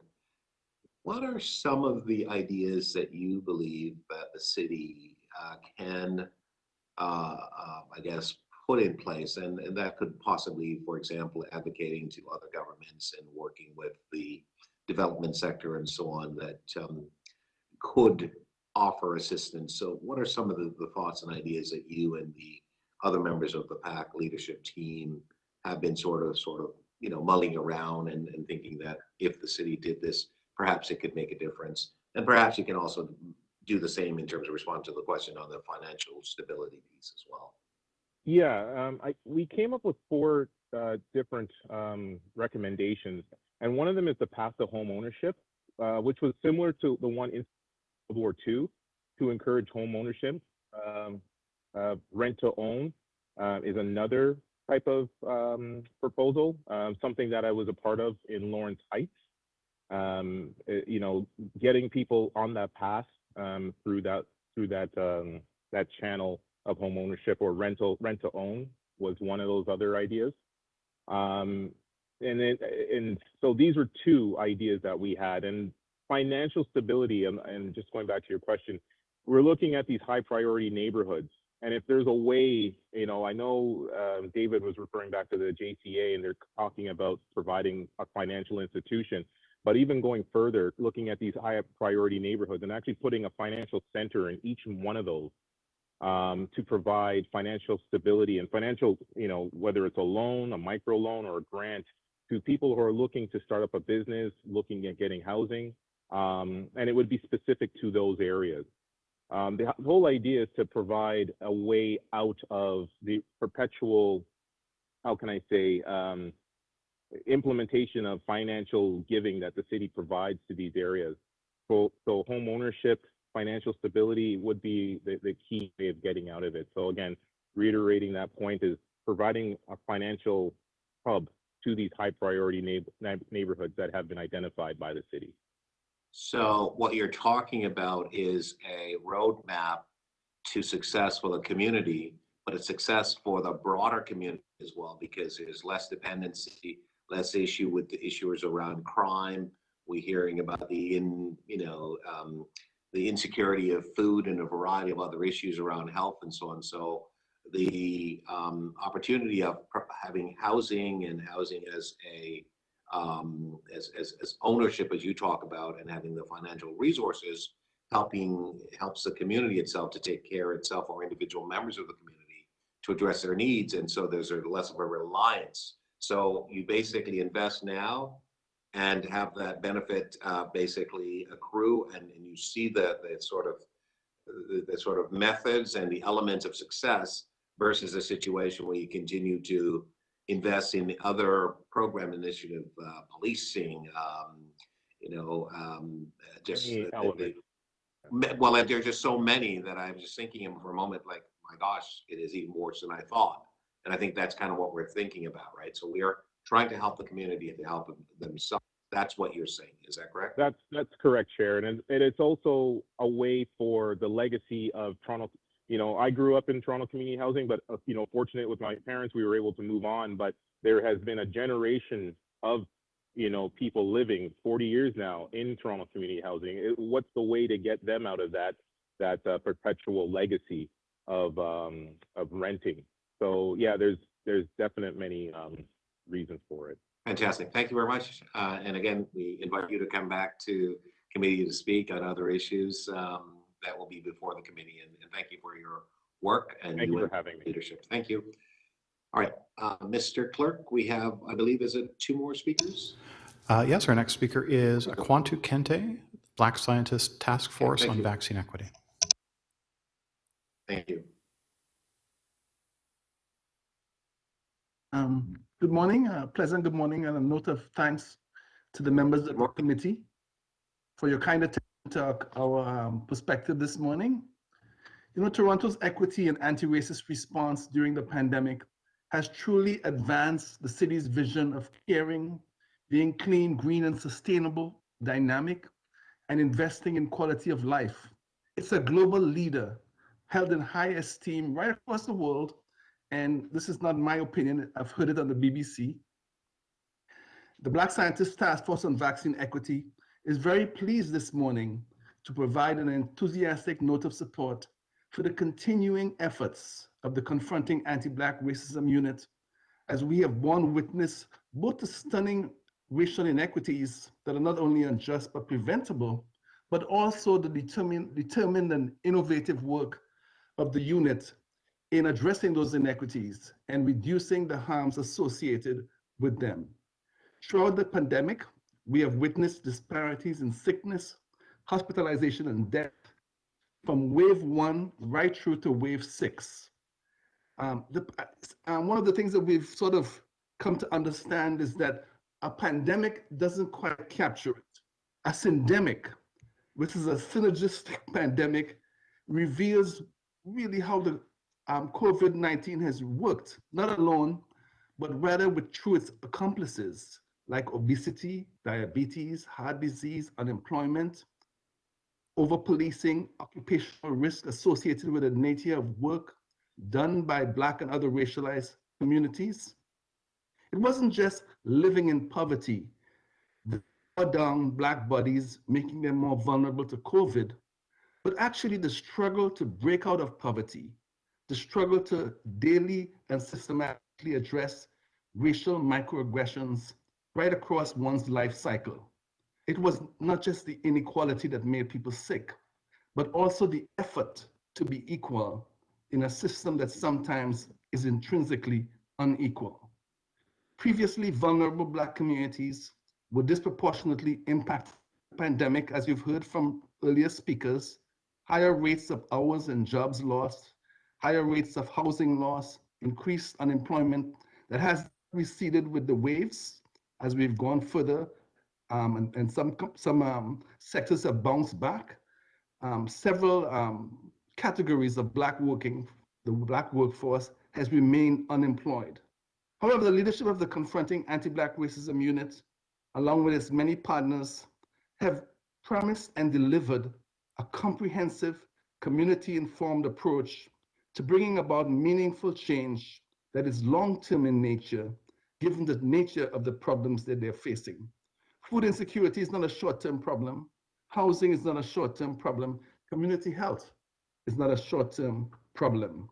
We are in full support of the continued investment in the Toronto Action Plan to confront anti-Black racism, and it is especially rewarding to see Toronto heralded as a global leader in this regard. During the mix-up with the system, I had time to practice, so I'm done. Thank you very much, Mr. Kente, and certainly thank you so much for your outstanding work and leadership and all that you have done. You're an absolute hero, and I think that you should be praised for the work that you've done. But let me just turn to members of committee to see whether or not there are any questions of you. All right, seeing none, maybe just ask you a question, sir. So you have seen obviously the city and the varying different communities and groups, in particular in the Black community, clamoring for change, wanting to ensure that they are part of that change. What you're asking and what you're suggesting, it is that it's about engagement. It's about understanding what the needs are, then developing a work plan or a strategy, if you will, in order to address the fundamental challenges. Obviously, some of it is racism, systemic and otherwise, but there are other underlying issues as well in terms of maybe some people may not be interested in the issues facing Blacks because they don't think it's their problem. But I'd submit to you, it's everybody's problem. If there is a group that's actually being left behind in the society, one would think that people would want to show an interest and have an interest in the changes that would come about, because in essence, that those groups of people who feel that they don't have anything to worry about would actually even be better off, would they not be? Yeah, I come from the world of mental health. Yes. What the research on mental health stigma indicates quite clearly is that when you reduce stigma towards particular illnesses, just like reducing racial discrimination or racial prejudice towards different groups, so that there's one racism towards Chinese, racism towards Jews, to Muslims, etc., that when you reduce stigma towards depression or stigma towards opioid addiction or schizophrenia, even advances in any one stigma reduction area moves the needle forward for all stigmas. So if we reduce stigma towards psychosis, we actually create a better environment for people with opioid addiction or people with depression. And so similarly, if you reduce stigma towards Black people, you create an environment that's more inclusive of all other racialized groups. And that's a lesson that's hard to communicate because sometimes it doesn't seem obvious or common sense. But that's what the research indicates quite clearly. So the destigmatizing, the public education that's required, the training and competency building that's being called for has transferable benefits to all racialized and other marginalized communities. Great. Thank you very much for your comments and response to my questions, sir. And it's again good to have you, and to extend that ongoing invitation for you to come back again to address this committee. So thank you again, and have a good day. Thank you, Mr. Clerk, you're welcome. Mr. Clerk, we have one additional speaker. Mr. Chair, we have one speaker who's registered, Zakaya Tafiri, but I can say that we do not see that person connected or a name associated with that connected to the meeting. I'm just looking in the council chamber here. Zakaya Tafiri does not appear to be here with us as well. So I think the speakers list on this item is now closed. Okay, fantastic. Members, the speakers list is closed according to the clerk. Members, any question of staff with respect to this report? Okay, seeing none from members. Maybe just one or two for me. And I guess, Ms. Campbell, I want to address this to you. You are presenting with Mr. Morgan the third year update on this report. After 3 years, and I know that you've addressed and talked a little bit about the funds that has been expended and invested and so on, are we better off 3 years in, or are we just about the same, or are we just kind of treading water? Where are we? So thank you for the question, Deputy Mayor, and I'll start, and Anthony can certainly add his perspective. I would say that that 3 years in, we are better off in that we have, I would say, stronger system-wide understanding about anti-Black racism, and that we've started to make some structural changes in order to add more capacity and opportunity to community. But I would say that the pandemic has complicated this work by revealing just how deep and entrenched anti-Black racism is and structural inequality more broadly. And I would say that the further we get in advancing the action plan, the more there's both positive affirmation about our ability to do more and to do it deeper, better, faster, more effective. And there's also a rise in questioning about why the city has chosen to create a policy and service focus on Black Torontonians, among other priorities that we have as a city. So it's a bit of a mixed bag. There's definitely progress, and I can categorically say after 17 years working for the city of Toronto on social development issues, that we have a level of entrenchment that has not been here before the action plan, but we've got a lot of work to do. Right, and just before, I don't know if Mr. Morgan, if you wanted to add anything to what Ms. Campbell has just stated, because I did wanted just to kind of touch on a point that you made, Ms. Campbell, about the focus on the Black community. But it is not to suggest, though, that the city is not doing other things for other community. Would I be right in making that comment? Absolutely, Deputy Mayor. So when we started down the road of creating the action plan and questions first came about why this focus, it was easy for me to point to the fact that the city has a history of doing targeted focus on equity deserving populations, both in terms of communities and neighborhoods. So strong neighborhood strategy, our focus on Toronto newcomers, our work that we're evolving on transgender and gender equity, our focus on young people and young people most impacted by violence. Through the Toronto for All program, we have been raising public awareness and institutional awareness around Islamophobia, around the rising anti-Asian racism as a result of the pandemic, work that's underway on anti-Semitism, and a number of other areas. So we certainly see this. I see this work as being part of the city's commitment to equity, to reconciliation, to decolonizing, and that we've got a long way to do and to go in all of these areas. But as I noted in the presentation, we need to be grounded and focused in that notion of targeted universalism. And I am so appreciative of Dr. Akwatu Kente coming on and giving, in response to you, that answer and that example about reducing any mental health stigma reduces all mental health stigma. And that is the approach we're taking in this work. Thank you very much. Ms. Morgan, did you wish to add anything? I would just echo the same in the work that we are privileged to do to support Toronto's diverse Black communities. I would say for sure there are many in communities who'd say that there's so much more work to be done. And so this is what keeps our team in the Confronting Anti-Black Racism Unit finding ways to connect and bring in new partners and find ways to engage in meaningful conversations. But at the same time, what we hear on the daily is that whereas folks might be willing to come to the table because that level of trust and understanding hasn't always been experienced when they've felt like they're connecting with someone from the city, they're now more willing to come to the table, offer their ideas, contribute to processes in ways that they say that they didn't expect that they would. And so while we do definitely have a lot more work to go, I think a lot more work to do and a long way to go. Overwhelmingly, if I could characterize it in one word, I'd say there's an increasing level of hope.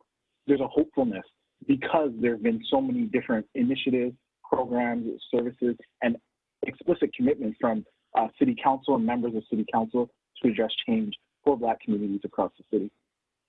Well, thank you both very much for responding to my questions. All right, to speak, members. Looking at the screen, it's okay.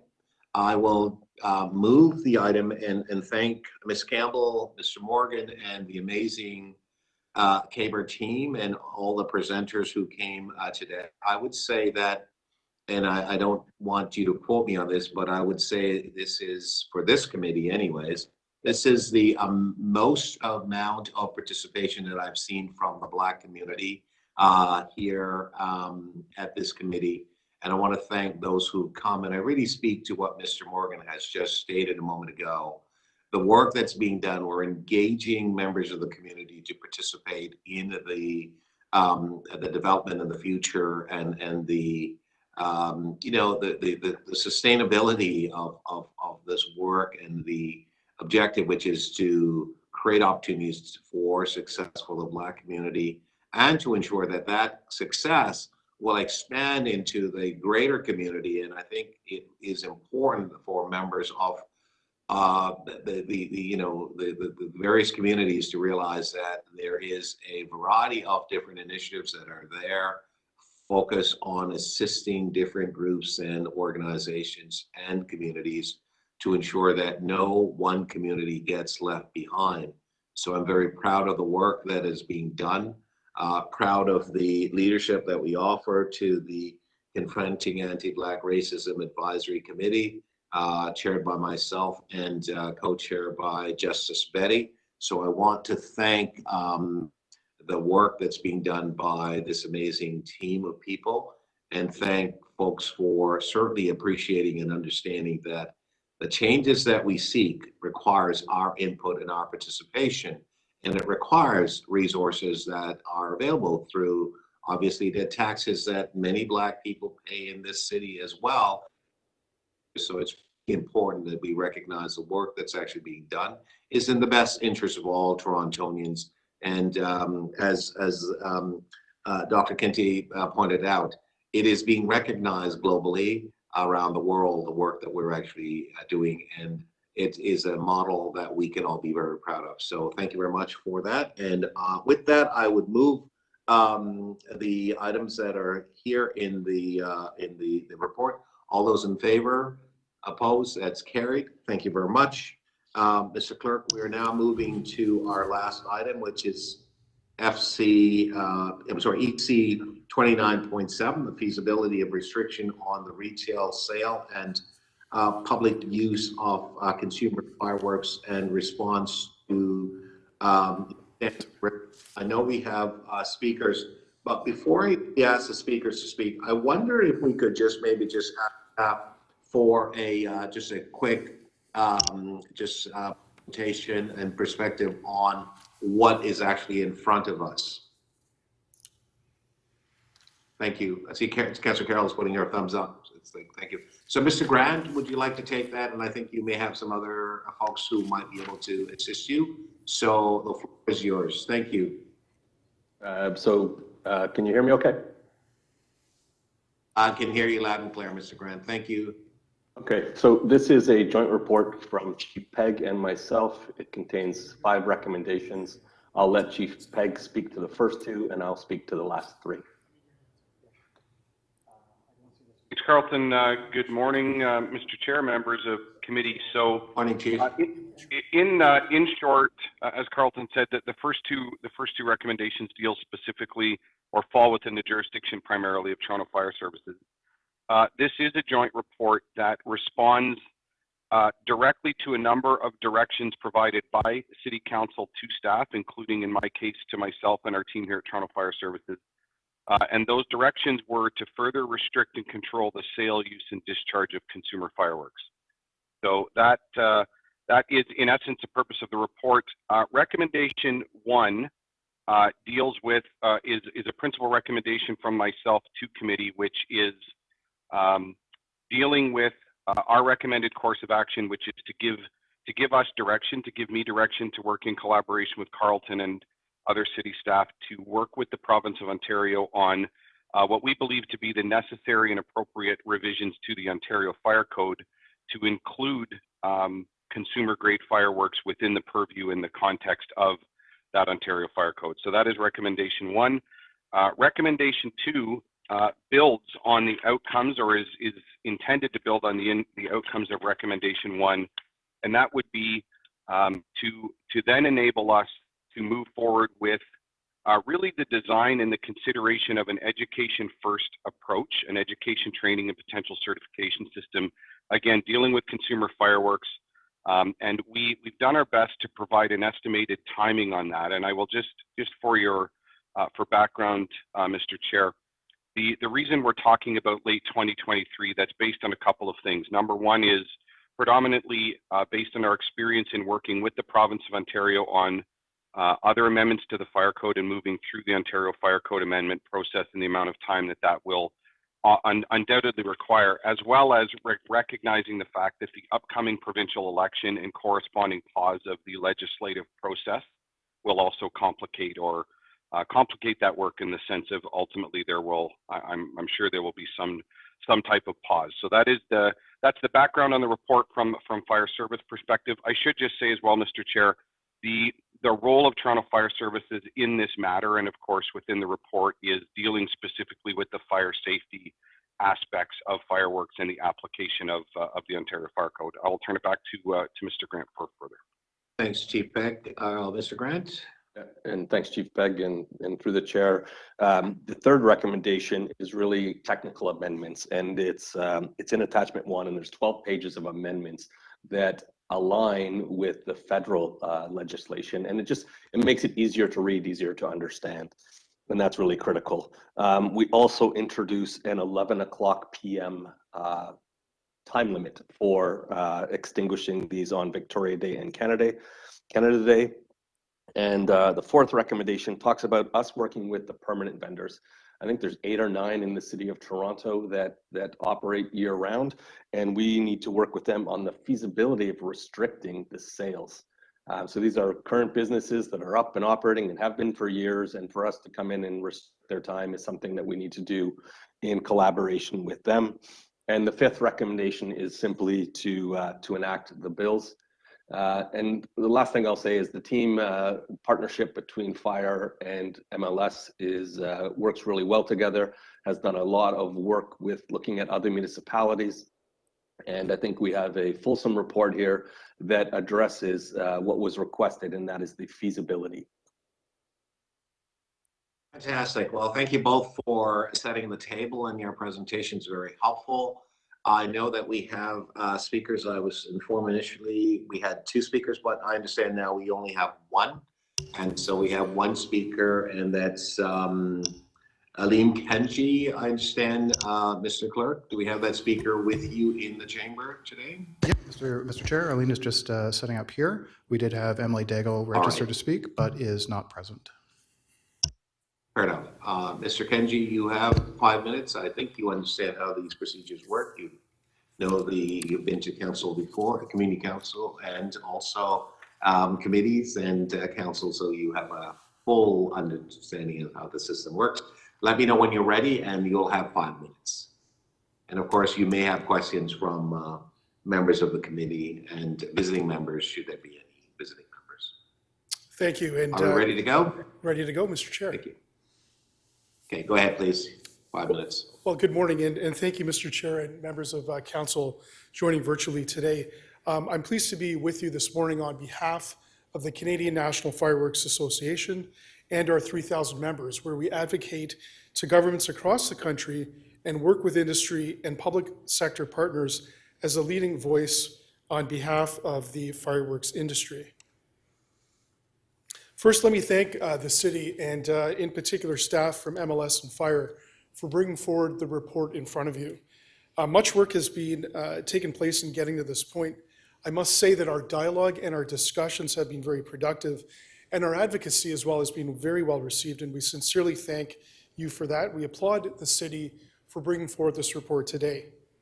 Now, the CNFA's widely attended Fireworks Summit was held very recently, is an example of our collaboration with the city, where we welcomed participation from city staff and also from council. Now, with over 4,000 federally tested and highly regulated products, our city has a long-standing tradition for the legal sale and use of fireworks, a tradition that spans across Canada. For millions of Canadians, these traditions include Canada Day, May 2-4, as well as Lunar New Year and Diwali. As the report before you notes, and through the city's own survey, some were surprised that Diwali and Lunar New Year are not included in the list of fireworks permissible days. And according to the staff report, this is cited as being unfair. Of note, the city data also states that fireworks complaints from Diwali and Lunar New Year were minimal. Now, including Diwali and Lunar New Year in Toronto would certainly speak to equity-seeking communities. We heard a little bit of that earlier this morning. Would also speak to Toronto's pluralism, diversity, and the city's own motto, diversity our strength. The CNFA's Fireworks Summit included a survey by Abacus Data that showed a majority support, including Diwali and Lunar New Year as permit-free days. Now, as the report notes, the effects of COVID have certainly led to more fireworks usage, with 81% of complaints received over 5 years since 2017 that took place during COVID in 2020 and 2021. This is something many other municipalities across the country have experienced over the past 2 years as a result of the pandemic restriction lockdowns. A fundamental premise of the report is that education should be integrated into fireworks sales and usage. In fact, in the report, the word education is used a total of 38 times, with the city committed to report back in 2023 on this, as we know. On the topic of fireworks education, we would be remiss if we did not mention our Be a Good Neighbor program. And it reminds people of essential fireworks safety under very key banners, that being prepare, respect, be safe, celebrate, and clean up.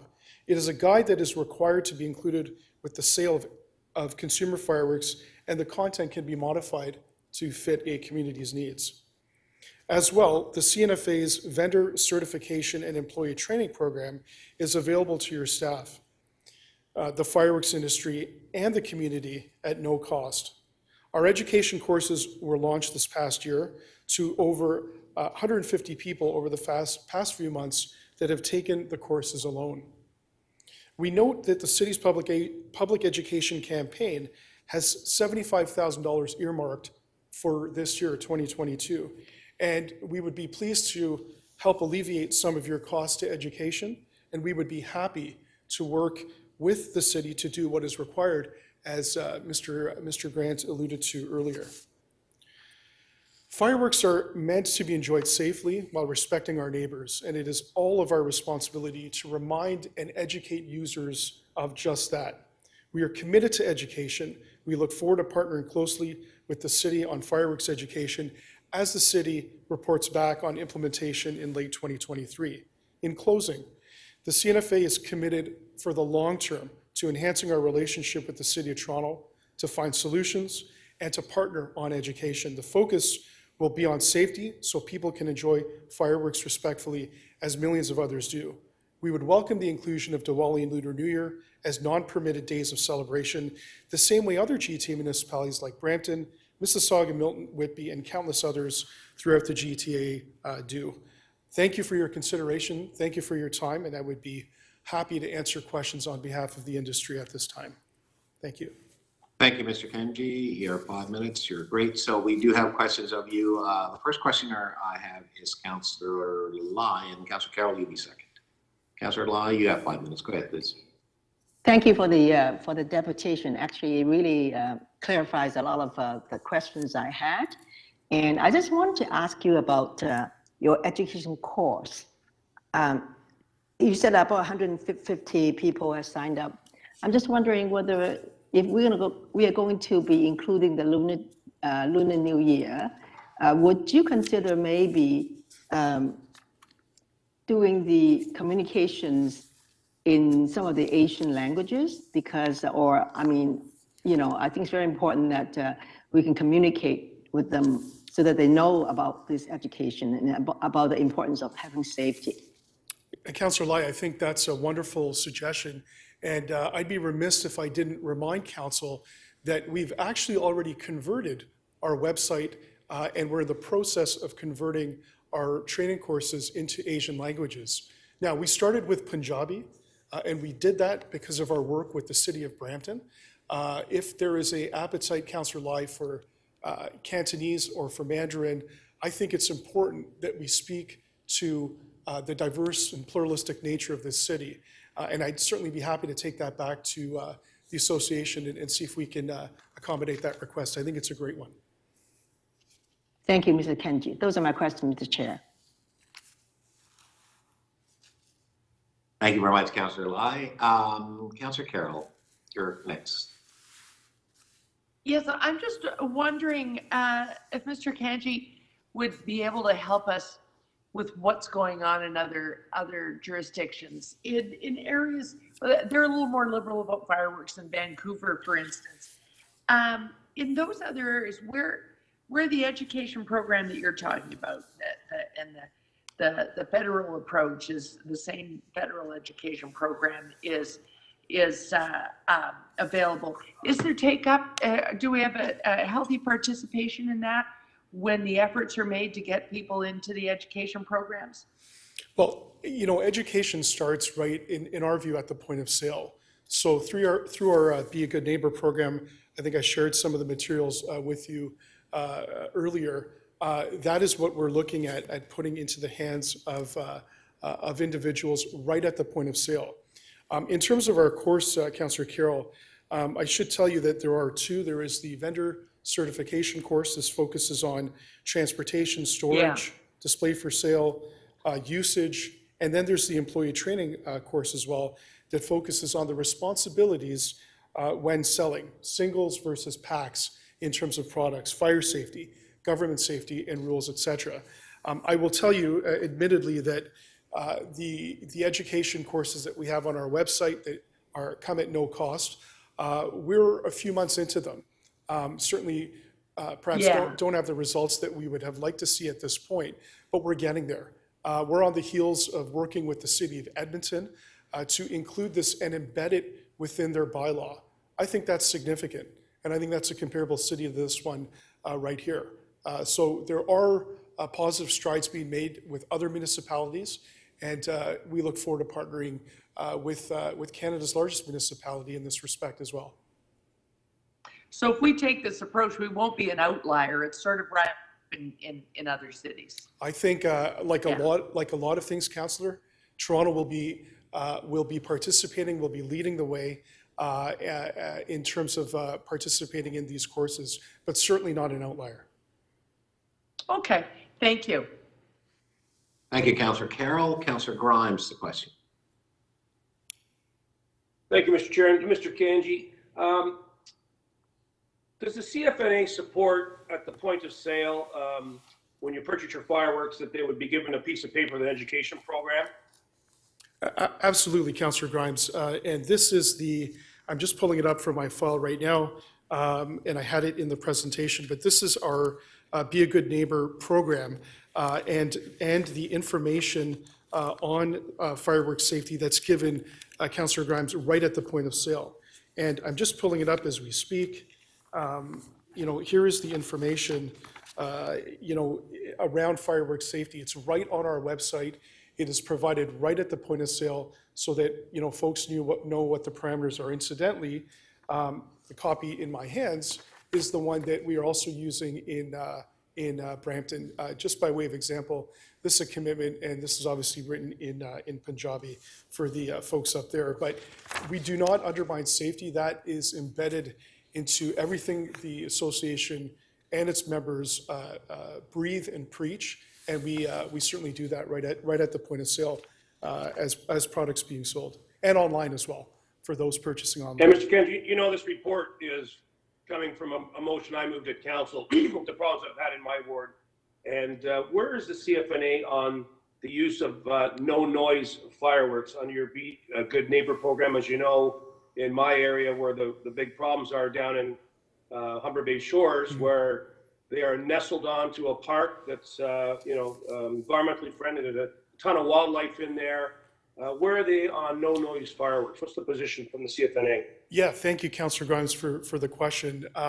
The way we look at it is actually really interesting, and I'd be happy to share with you a report that the City of Halifax did inside of a year ago that actually asked this question. And the conclusion that they came up with is that silent fireworks and no low noise fireworks don't actually exist. So fireworks are a sensory experience. I think we need to keep in mind, Councillor Grimes, that the 4,000 products that are sold are tested strenuously by Explosives Regulatory Division in the federal government of Canada. They are regulated. We have some of the strongest testing measures in the world. Silent fireworks or low noise fireworks pretty much equate to a sparkler that you'd put on a birthday cake. But the actual products are approved, they are tested, they are regulated from a sound perspective, and they encompass what the industry is allowed to sell and as approved by the federal government. Thank you, Mr. Chairman. Those are my questions. Thank you. Thank you very much. I have questions of Vice staff. Chair Grib. Yeah. So I will now invite members for questions of staff. I'll start with Councillor Long first, because you had expressed an interest, and then we'll follow with Councillor Grimes and others. Councillor Law, you have 5 minutes. Go ahead, please. Yes, thank you, Mr. Chair. I just want a quick question, a few quick questions of staff. The report says that there are no complaints in Ward 23. Is that correct? So through the chair, thank you for the question, Councillor Lai. In 2021, we did receive 5 complaints since 2018, pardon me. Since 2018, 5 complaints about illegal fireworks related to Lunar New Year, 2 of which were in 2021, so very low. I see, so it's minimal, I would say. So how about the complaints of citywide? Are there, well, I read in the report there's quite a substantial increase recently, is that correct? That's correct. I think we had 309 in 2021, and for the prior 5 years we only had 508. So significant increase in 2021. Yeah. Okay. Mr. Kenji has alluded to a lot of what other municipalities are doing. So in terms of in Ontario, what other jurisdiction other than Brampton has allow consumer fireworks sales for Diwali and Lunar New Year? Just give me 1 second as I try to pull that up. It is Mississauga, I think, is the only other one. I see. So would staff be opposed to looking at these holidays and adding them to the dates when where consumer fireworks are allowed? No, I don't think we're opposed. What we need to do is get a handle on all the other restrictions, and the safety related to this is our priority. But I'll also, if Matt or Larry from Fire want to chime in on that if they would choose to. Yeah, thanks, Carlton. Excuse me, through you, Mr. Chair. Councillor, I'll echo what Carlton said. My recommendation to you is no. I also have no objection to giving consideration to the dates that you have indicated, but I would recommend to you that we do that with the benefit of knowing the outcomes of the completion of the work of Recommendation 1. So my advice would be that we proceed through Recommendation 1 so that we understand where we get to with the province of Ontario, with the goal of establishing a consistent provincial framework, and then that will enable us to make the most informed and the best recommendations to both committee and council with respect to the expansion of designated dates. Thank you for the answer. I do agree with that. Thank you. Thank you, Mrs. Chair. Those are my questions. Thank you very much, Councillor Lai. Vice Chair Grahams. Thank you, Mr. Chairman, and to my good friend, the Chief. Chief, could you tell me, I guess we'll have to go by calendar year, how many calls did we have in Ward 3 during the pandemic or 2021, I guess? Through you, Mr. Chair, I'm just looking. I don't know that I have that in front of me. I am joined by Larry Coco, our Deputy Chief of Community Risk. Larry, do we have that information at hand? Chief, no, we don't have that information at hand, but we can undertake to provide it. That's fine, Chief. That's fine. So to my friend, Mr. Grant, Carlton, how many calls did we have down at Ward 3 out of the citywide? How many complaints did you say there were citywide? 309, and I believe a third of those, or close to 30%, were in Ward 3, so 88. Yeah. So I've heard the Chief answer this question. Excuse me, and you answer this question. I'm going to ask it again, anyways. In the report states that most of the people surveyed that the city is facing a significant problem with fireworks that require action. So why are we not reporting back on the actual restriction measures, like limits when fireworks will be sold until the end of 2023? Other municipalities in the GTA have already implemented these measures, and it means 2 more seasons of the status quo for Toronto. So I did hear the Chief's answer. I did talk to you offline before this, but is there any, I understand, the provincial, I got all that, the election, but, I was going to move a motion today to have that done for the beginning of 2022, but after talking to Mr. Grant. So Carl, would you and the Chief, if possible, report back in the first quarter? I won't move that motion, but is there a possibility of reporting back in the first quarter of 2022? So I've had a chance to think about that, and it would be very challenging. 1, I don't think we'd have the results from the province. 2, we have a very heavy agenda ourselves. We have over 90 outstanding recommendations for reports. Plus, we have the 6 months hiatus where committee and council is not seating. So it would present a number of challenges. Obviously, I would love to report back as soon as we can, but I can't promise Q1 just with everything else going on. Which, my understanding, Mississauga, Brampton, Vaughan, Pickering, Richmond Hill, they're already doing that. They're already restricting the point. Is that correct? I'm not sure that's 100% correct. Okay. So many people surveyed did not know about the rules and fireworks. When do you think we can have the consumer education training program implemented? Yeah, so I'll start and then I'm going to pass it over to Fire. I just want to say that we are doing a significant strategic communications with Fire and our Stratcom and us, public educations, getting going in the next couple of weeks, educating the public on the rules and the safe use. But the certificate program that you speak to is probably better for my colleagues in Fire to respond to. Okay, and then, and Carlton also, so, you know, Ward 3 had the highest number of complaints in the city last year for fireworks. I know you know that. What we'll be doing this year to prevent illegal fireworks. So last year you could carry fireworks into the park, and if they weren't firing them off, we really couldn't, bylaw really couldn't do anything. But now we've changed it, so if you've got fireworks in your hand in this park, you can be fined right away, correct? That's correct. It will be, if this is approved by committee and council, it talks about possession being a chargeable offense. So what we do in, it's a citywide issue, but it's really problematic in, again, South Etobicoke and the beaches. Right. So what we do is proactive enforcement. We put people out there, we partner with Fire, we partner with police.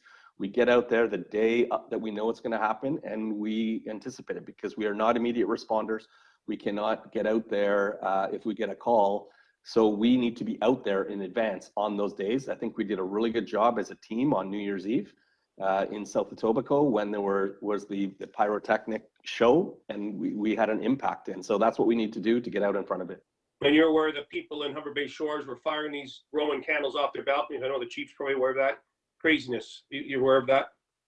I'm aware of that, and that is a health and safety matter. It's dangerous, and that people, they should call 911 if they see that. Yeah. So when people do report illegal fireworks to 311 or 911, they're told someone will investigate in 3 to 5 days. Obviously, the fireworks will be over by then. How do we get actual action when someone is firing Roman candles at people in the park in the middle of the night? I know it's an enforcement. I know you can't be there at 3 or 4 in the morning where these people are in the bushes firing them off. But how do we tackle this? Again, similar to my last answer, is we need to be out there when this is happening. The rule about possession and the rule about 11 o'clock should aid in that, as well as the public education. People firing them off their balconies at each other, again, very dangerous. Again, also very difficult for us or the police or Fire to investigate, to see that to look up 8 floors and 6 balconies over, and again, very challenging. So and I think the deputants spoke about the report, 38 references to education. That is what's critical. So Carl, I know you do. Councillor Grimes, that was your last question. Thank you. Thank you. You may speak to the matter. Just a quick question for me, to both of you, I guess, and maybe Mr. Grant, less for the chief, and just as respond to Councillor Grimes' question, about apartment buildings. Every one of us have apartment buildings in our respective wards and so on, and people are shooting off these, fireworks products from their balconies.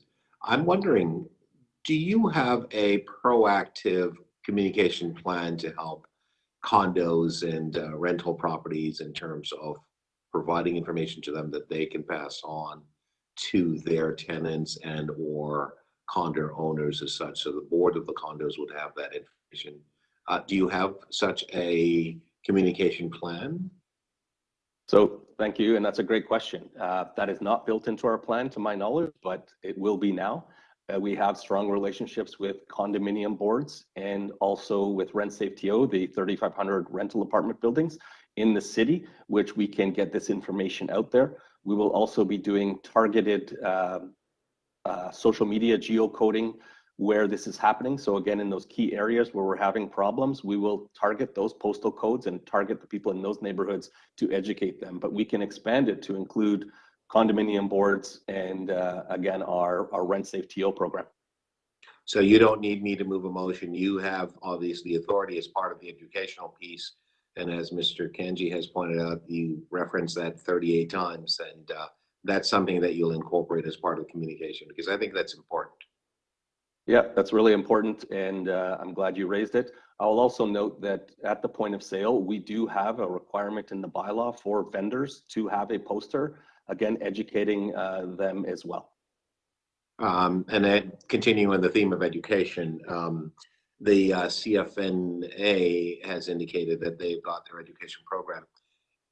How challenging would it be for us to look at that collaboration and that partnership to introduce that, their website where people can actually go to take the course, their training program? And then second to that, have you looked at that training program to see whether or not it is something that we would obviously want to recommend to people to actually participate in? Because essentially what we're talking about is safe utilization of fireworks and so on. We're not saying no to fireworks. We're saying it has to be done safely, has to be done within a specific period of time. It has to be done in prescribed dates that we allow it and so on. And we want people to make sure that they're safe in terms of how they operate. We know we've seen situations where we've seen some fires as a result of careless use of fireworks. So I'll start and then I'll pass it over to the chief, but it's my understanding that their course is for vendors and vendors only. So that's important to note. We would also need to engage our partnership office and procurement, our purchasing group, to see if this is something that we could work together on. So with that, I'll pass it over to Chief Pegg. Okay, thank you. Mr. Chair, just to build on what Carlton said and in response to, in reference to some of the questions Councillor Grimes asked as well, the rationale for the recommendation I'm making to you in recommendation 1 is really to enable us to avoid a situation where we proceed with building out and implementing an education training and possibly some type of certification program, both on the vendor side and the buyer side, if you will, if we were to do that ahead of or absent of having that common consistent framework across the province. In essence, our early assessment is that the likelihood of success is very limited, simply because people would have the unrestricted ability to simply move into a different jurisdiction, a neighboring municipality, to procure and buy their fireworks where those rules would not be in place. So as we heard from Mr. Kanji, undoubtedly there is not a common province-wide platform today. Recommendation 1 is built on that premise. So if we can achieve the outcomes of recommendation 1, that would let us go ahead and design that education first approach, implement it with a reasonable expectation of success, and hence the logic and the rationale for recommendation 1 ahead of proceeding with recommendation 2. Fantastic. All right. Thank you both very much for responding to my questions. And Mr. Grant, looking forward to seeing that information being rolled out to condo owners and apartment dwellers and so on. Our questions have been exhausted. I was just looking to see if there's any more questions. The first speaker is Councillor Lai. Second will be Councillor Thompson. I never got a chance to I don't know. I didn't see you. I didn't. Okay, Councillor Carroll, go ahead, please. I did not see you there. Go ahead, please. You have 5 minutes. Sorry. Yeah, I'm interested in how you intend to implement, because there is the issue of we're saying no to parks, but we're saying no to parks without a permit. Is the infrastructure there right now, and is it that people know they should be getting a permit if they're going to have a fireworks day, no matter the size of the event, or is that something we're going to have to push out? That's the first education piece we're going to have to push out. Absolutely. I think Toronto Fire can speak to the number of permits they've issued, and it's going to be remarkably low. So it is one of the first pieces of education that people need to be aware of, that they're not permitted in parks, they're not permitted in city streets. There's a whole host of areas that they're not permitted, but I'll turn it over to Larry because I know he has some numbers on number of permits we issue, and it will really speak to the low number of people that actually seek them. Yeah, so that's why I'm concerned about how we will educate, because I don't want it to make the statement seem as if, so what we're saying is you can't do anything in the park unless you are doing something as organized and as big as Ashbridges Bay. Is the intent to get to the point where you're applying for a permit to do something in park, even if you're, maybe you're the association of 2 or 3 ratepayers organizations, and you want to have your own Victoria Day weekend event? Are we going to make it clear you can still do that? you've got to have a permit so that it's clear that we're still talking about you can have those accessible types of events, but we've got to know about them so that is really made much more clear to the community. So you raise a good point, because again, this is not permitted in parks, even with the permit. It's for private property only. So that is, Yeah, sorry. Yeah. so that's, no, but it's a critical education piece to, Yeah. to the members of the public, would be my response. Right. So, for instance, I had a group come, they wanted to have, just a dads put together an event and want to have it on their block. And they said, but my friend has one out back of his property in Markham. So he's on something. He thinks if he attended that, he thought he was in a park, but there are places in the municipalities around us where you're actually still on private property. And they may not have a permit system. What we're saying is, if you're having a fireworks event, there's really no environment in which you don't have to come to us and tell us about it. But we're erring on the side of, we want to facilitate a safe fireworks event. We're not saying we're trying to get rid of fireworks altogether. We're saying we want to facilitate them happening safely. And that's the education piece. The tone of education piece, I think, has to happen. Is that the intent? Am I on the right track? I believe so, but I'll defer that question to Toronto Fire. For you, Mr. Chair, good morning, or actually good afternoon, Council. Morning, Chief. What you said, yes, I would say I'm generally in agreement with what you said. The construct today of the bylaw and the permitting process, there are currently within the bylaw, there are 2 designated dates for which people are permitted to discharge consumer fireworks from private property absent of a permit. Any other time, a permit is required. There is a process by which Toronto Fire Services, my team, gets involved in the assessment of that. There is a safety assessment and a compliance process that, assuming that it is complied with, we are able to issue permits on other days. I can tell you we issued a total of 2 permits in 2021 and an additional 3 permits in total in 2020. So very, very, very low volumes of people actually proceed forward with the permit, with the process of obtaining a permit. So that's the challenge. And if I can just ask, there's a motion coming that I support that asks you to look at a couple of other days, because the community is asking about them. And so, I support looking at that. But it's understood then that, if we're adding dates, it's the same challenge. You have to say, okay, if because of this holiday we're adding a day, it's this day. And here are the permit rules. And this day doesn't mean for the entire week you can now let off fireworks. There'll be a designated day, and on any other day you need that permit. All that sort of education just has to be added in, and there's an enforcement cost and an education cost for any days we might want to add. Is it that simple? That's correct. Yeah. Okay. Okay, thank you. Okay, thank you. Thank you very much, Councillor Carroll. Okay, we are at speakers, and I'm just looking to make sure that I have not missed anyone with respect to questioning. All right, our first speaker is Councillor Lai. Councillor Lai, you have the floor, 5 minutes. Thank you, Mr. Chair. I do have a motion if staff can put up, please.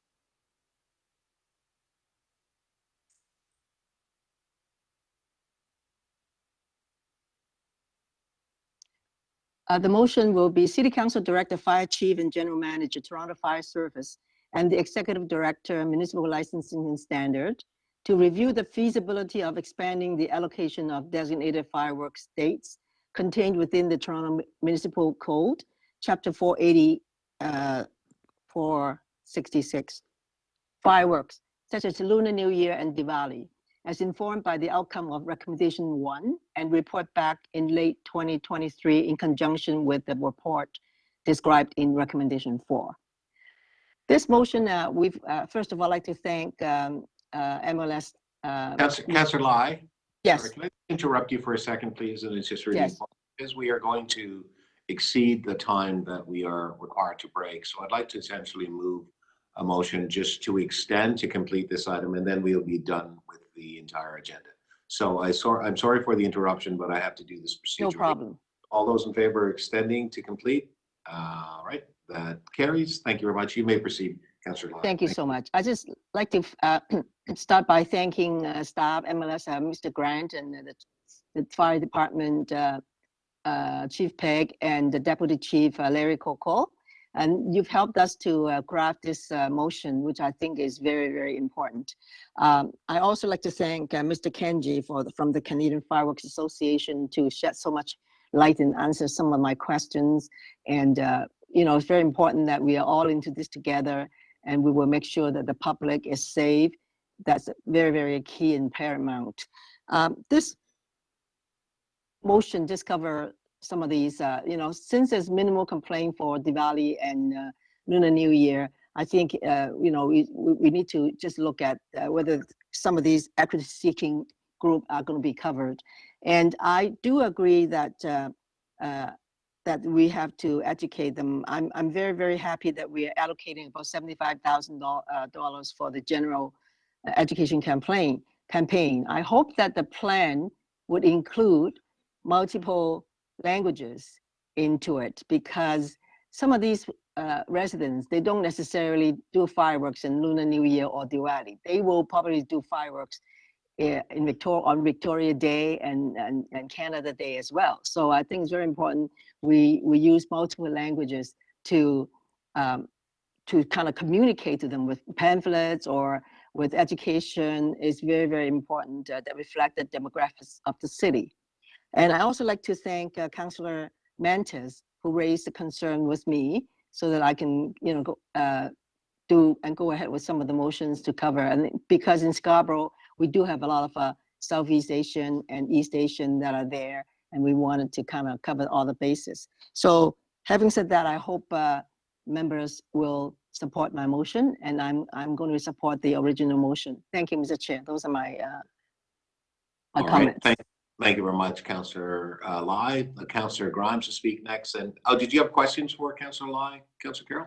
Okay, Councillor Grimes to speak next, and then Councillor Carroll. And I would ask one of you to maybe we'll move the item, and then we'll do the amendments and so on and so forth. So just to speak, I won't be speaking to this issue. Go ahead, please, Councillor. Thank you, Mr. Chairman. I'd be happy to move the report. I don't think Councillor Lai moved, but I'm happy to move it. And with thanks to staff, to MLS and Toronto Fire, and to my Ratepayers Association, which formed a committee during this pandemic where it was a gong show happening down at Humber Bay Shores. So this was a motion I moved through council for this report to come back. I also want to thank the CFNA, Mr. Kanji, we've met many times. But, you know, it was just absolute craziness. And the chief had stepped into his new role during the COVID. He knows, just besides the fireworks, there's all other kinds of things happening down there the chief was helping me with. And I said, I was on the phone constantly with Mr. Grant. You know, people just set up these containers in mall parking lots and start just firing off fireworks. And the idiots, I'm going to use the word idiots, that are firing Roman candles off these condos in Humber Bay Shores where there's videotape put up on Facebook.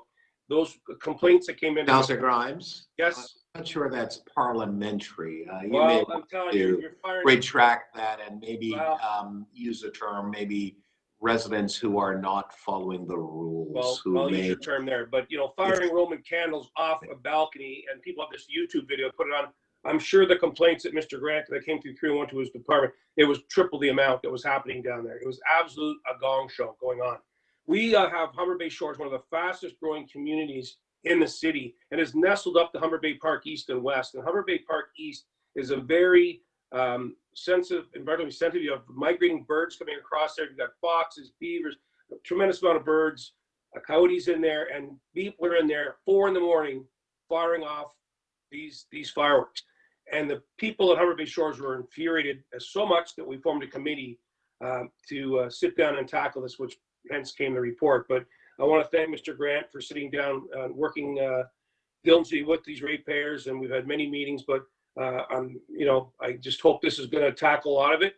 I think we're not going to get all of it, but the education piece that the CFNA, they're in support of, I'm happy with that. But I'll be keeping a close eye on this, and hopefully, I'm not looking to ban fireworks, but we had a major problem down there that we had to address, and I hope this is going to address a lot of it. And the education piece, I hope, We're not going to get everybody, but if we can get those numbers down, I'll be happy with that. So those are my comments, Mr. Chairman, and I'm happy to move that report.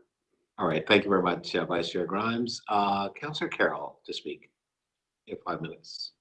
Yeah, I'm hoping that we come out of the pandemic, and as part of recovery and rebuild, people rediscover that you actually can't put a fireworks show on that would ever be as good as anything that we do properly with robust sponsorship and a big budget show.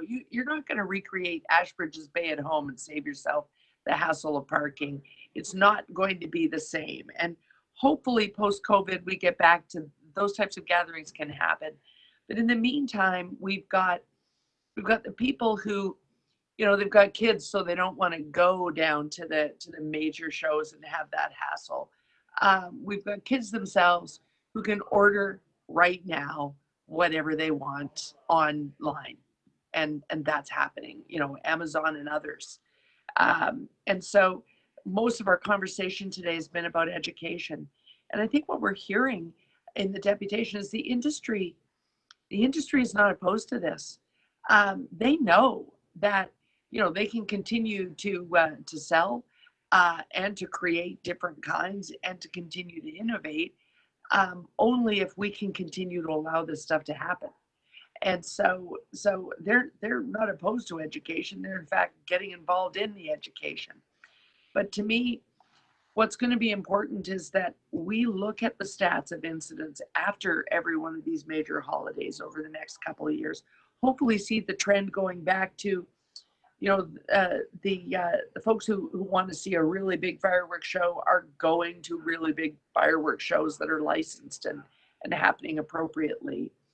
That we continue to hear neighbors doing the right thing and calling out and getting in touch with us and getting in touch with the police when someone is doing something as insane as setting off fireworks in their balcony. Bravo to the community members that let Councillor Grimes know about that the second it happened, because that's such a dangerous precedent. But I think at the education piece, I think if we come back and we look at it every couple of years, are we achieving that education? Are we cutting down on the shoulder amount of fireworks that happened for the week before the big day and the week after the big day?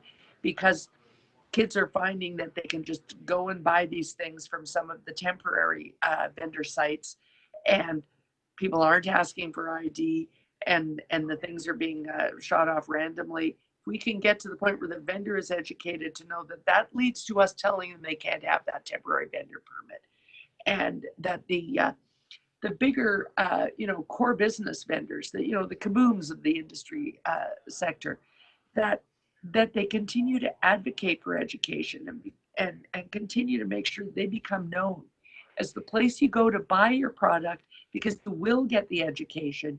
They will tell you where to go to get your permit if you're having a major event, what to do on the days when we have Victoria Day and you can have your smaller events, that they're telling you how to do them safely. Everyone at the vendor level and at the government level engaging in education means we can continue to have these things that have, been a joy to me since my childhood. And if we keep looking back at every year and finding the incidents continue to grow, we really do need to send the message to the community that we're just going to have to ban the use of them altogether. We're just too dense a city, too bad, so sad. We're going to have to ban them altogether. None of us wants to do that. So in partnering with the sector and the work we're hearing that the chief is going to do to work with the province, hopefully we can continue to have these celebrations without incident, without injury.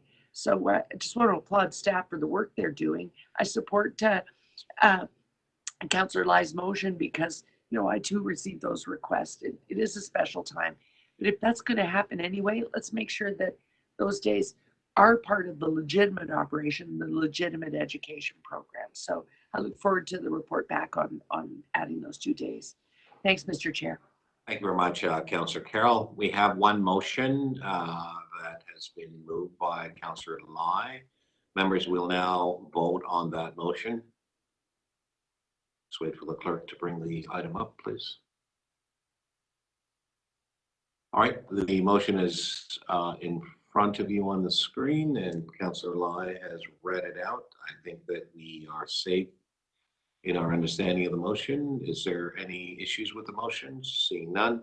All those in favor of the motion? Item as amended. All those in favor? Opposed? That's carried. Thank you very much. Mr. Clerk, according to my information, we have exhausted the agenda items which were listed on the Economic and Community Development Committee for the day. We had 9 items, and it appears included all 9. Is that your understanding as well? Yep, that's correct. You have completed your agenda. Fantastic. Thank you. Members and staff who have participated, and Mr. Clerk, thank you. Members, thank you very much for your participation in Thank you, today's Mr. Chair. meeting. Thank Mr. you. Chair, thanks to the clerks for all those. Thank you for the clerks. All right, we are adjourned. And all the Stay well. Stay safe. Bye.